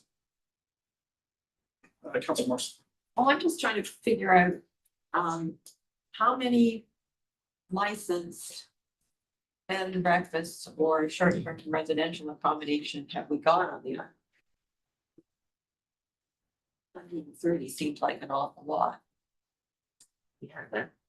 But we had that before we put those rules in. Now, I what think have we we have more got? than that, but. Yeah, I mean, Sorry. how many do we actually have? I don't have that number off the top of my head. And are we collecting business licenses from those people now? Yes, As well as the province, we're registering with the province? yes. Okay, so you don't know how many business licenses we issued in 2025 for short-term rental accommodation, Not off the top of my head. No. because I. And. I mean, the rules used to be, it was only the ones with 4 bedrooms or more that had to pay the tax. They only have the sales tax and stuff, so. That's where the history came from, but. Yeah, I think would be really. Interesting to know. And the other question, I guess, is tourism management is a function that the money could be used for. It's not clear in reading the regulation. It just says programs and projects. To the chair, yes. I think in developing that plan, we consulted with Destination BC, and one of their feedbacks was that that the goal of tourism marketing should be, and it's in their guide, increase of local tourism revenue, visitation, and economic benefit. So us, as we had drafted a plan saying that we weren't spending any money on marketing, Yeah. I said would cause red flags. So then we recategorized some of the work that was being done. So like work on the visitor guide, which was under sort of tourism management visitor center funding. So it would be that essentially marketing, in terms of we're producing a document that shows off all. So I think there's sort of the language of it says that you can spend it on tourism programs or projects that are based on tourism management, but whether or not then Destination BC in their approval role would say, well, that's not really, it's not stated, but really we want to see something happening to encourage tourism. But I think some of that comes into just that plan development. I guess it's just where the money is coming from. I mean, we do need housing money. But it's like a little more detail. Actually, Some more detail on what's this? well, how many business licenses did we issue in 2025? Short-term rental accommodations. Right, so I know in the report that we got, I believe, a council on January 8th this year, that there were 136. That was last, 2024 though. Yeah, so Rules that we updated that. sure, however, in that report, for clarity, it was 136 licenses in total, and it was put forward by staff that approximately 32 of those may be considered as principal residences. So upwards of 32, and then we haven't gotten any news on any new licenses. So I think we could safely say it's around. But if only 32 of them are principal residents. No, would be discounted because they're not principal residences. Well, I guess this would like to know how many renew their license. Yep.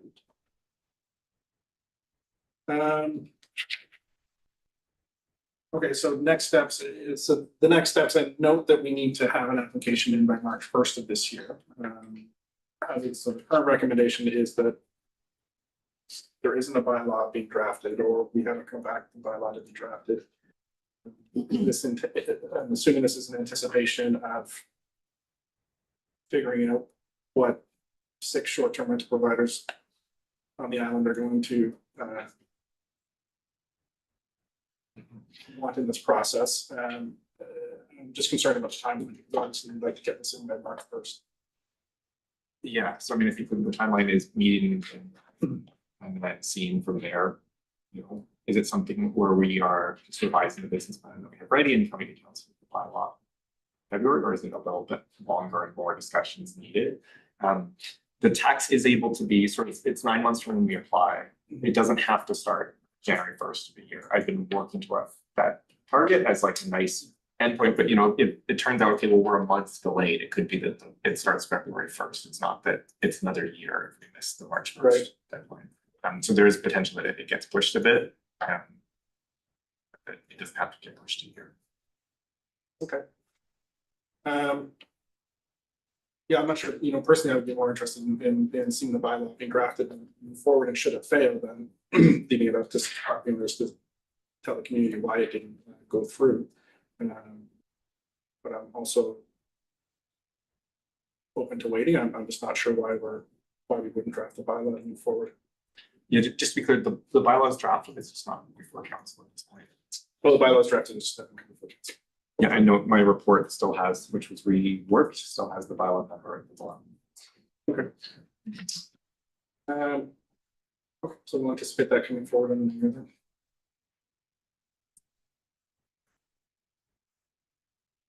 So I think we'll just motion to receive by Councillor Getty, seconded by Councillor Wake. All in favor, as you can say aye. Aye. Aye. And then moving on to 4.5, which was Councillor Getty's shout out to. Yes, if we can get a staff report from Ms. Drake with respect to the efforts of the recreation. Sure, thank you, through the chair. This was an initiative instigated by one of our programmers, Aidan Kinnigan, whose mom works in the downtown east side and works with people down there. So he really wanted to do this winter care box donation drive. So over the last month, we've been collecting items. And then they organized a packing party for yesterday. So 110 boxes were packed and jam packed. Like they were like duct tape holding them all together, not like packing tape. So 110 boxes which had a lot of sanitary products, hygiene products, thick socks and warm hats and snacks and a lot of toothpaste and lotion and all this sort of thing. So a huge effort from the community. Apparently about 25 people came to help pack the boxes yesterday. Councillor Getty was among them and helped spread the word a lot. So thank you. So it's great. And there was a number of kids from IDLC who came and helped pack. And then the next phase of the project is now the IPS kids are going to be going with Aidan's mom downtown to the downtown east side, and they'll be distributing all these boxes. So they're all packed and they're gift wrapped, and every single one of them has a little note as well. That's just sort of wishes for the season. And it was wonderful. And I had a moment yesterday, actually, and I just want to share this quickly because it completely epitomized why we built this building. So I came in here yesterday just to see how I was going with it. And so the living room was full of this packing party, right? And this was towards the end of it. They'd already done even 70 boxes or something. The living room was full of that. There were a couple of older gentlemen playing ping pong in the flex room because now we've started ping pong Sundays. In the fitness center I didn't ask them who they were, but it looked to me like 3 generations of a single family coming to work out together in that new space. There was an OCP steering committee subcommittee meeting in the back meeting room, and they were rehearsing for Mad Maple. And it was just like, this is it. This is why we built this. So it was a very cool moment. So thank you for giving me the opportunity to say that. I didn't include a staff report when the firemen were here, but on Saturday, they had another shout out without them here, unfortunately, but to the public. They were really helpful with the Christmas ham fund. So they did the fill the fire truck with all the toys, and we had masses of toys. So they were there to set up the tables and to load the big heavy boxes and bag the frozen turkeys and do all of that. So they do a lot of volunteer work too. It's quite wonderful. Very helpful. Nice. They had a call out in the middle of it. This first time that's ever happened in 45 years. Oh. Here you go. That's awesome. Thank you so much for that update. Thanks. And with that, I will return to our agenda. And the last item, assuming that all correspondence will be received by unanimous consent. Which it is. We are on item 6 adjournment, moved by Councillor Getty, seconded by Councillor Saunders. All in favor, you can say aye. Aye. And that carries. Thanks, everyone. Thanks, everyone. Merry Christmas. Audio now and Aye.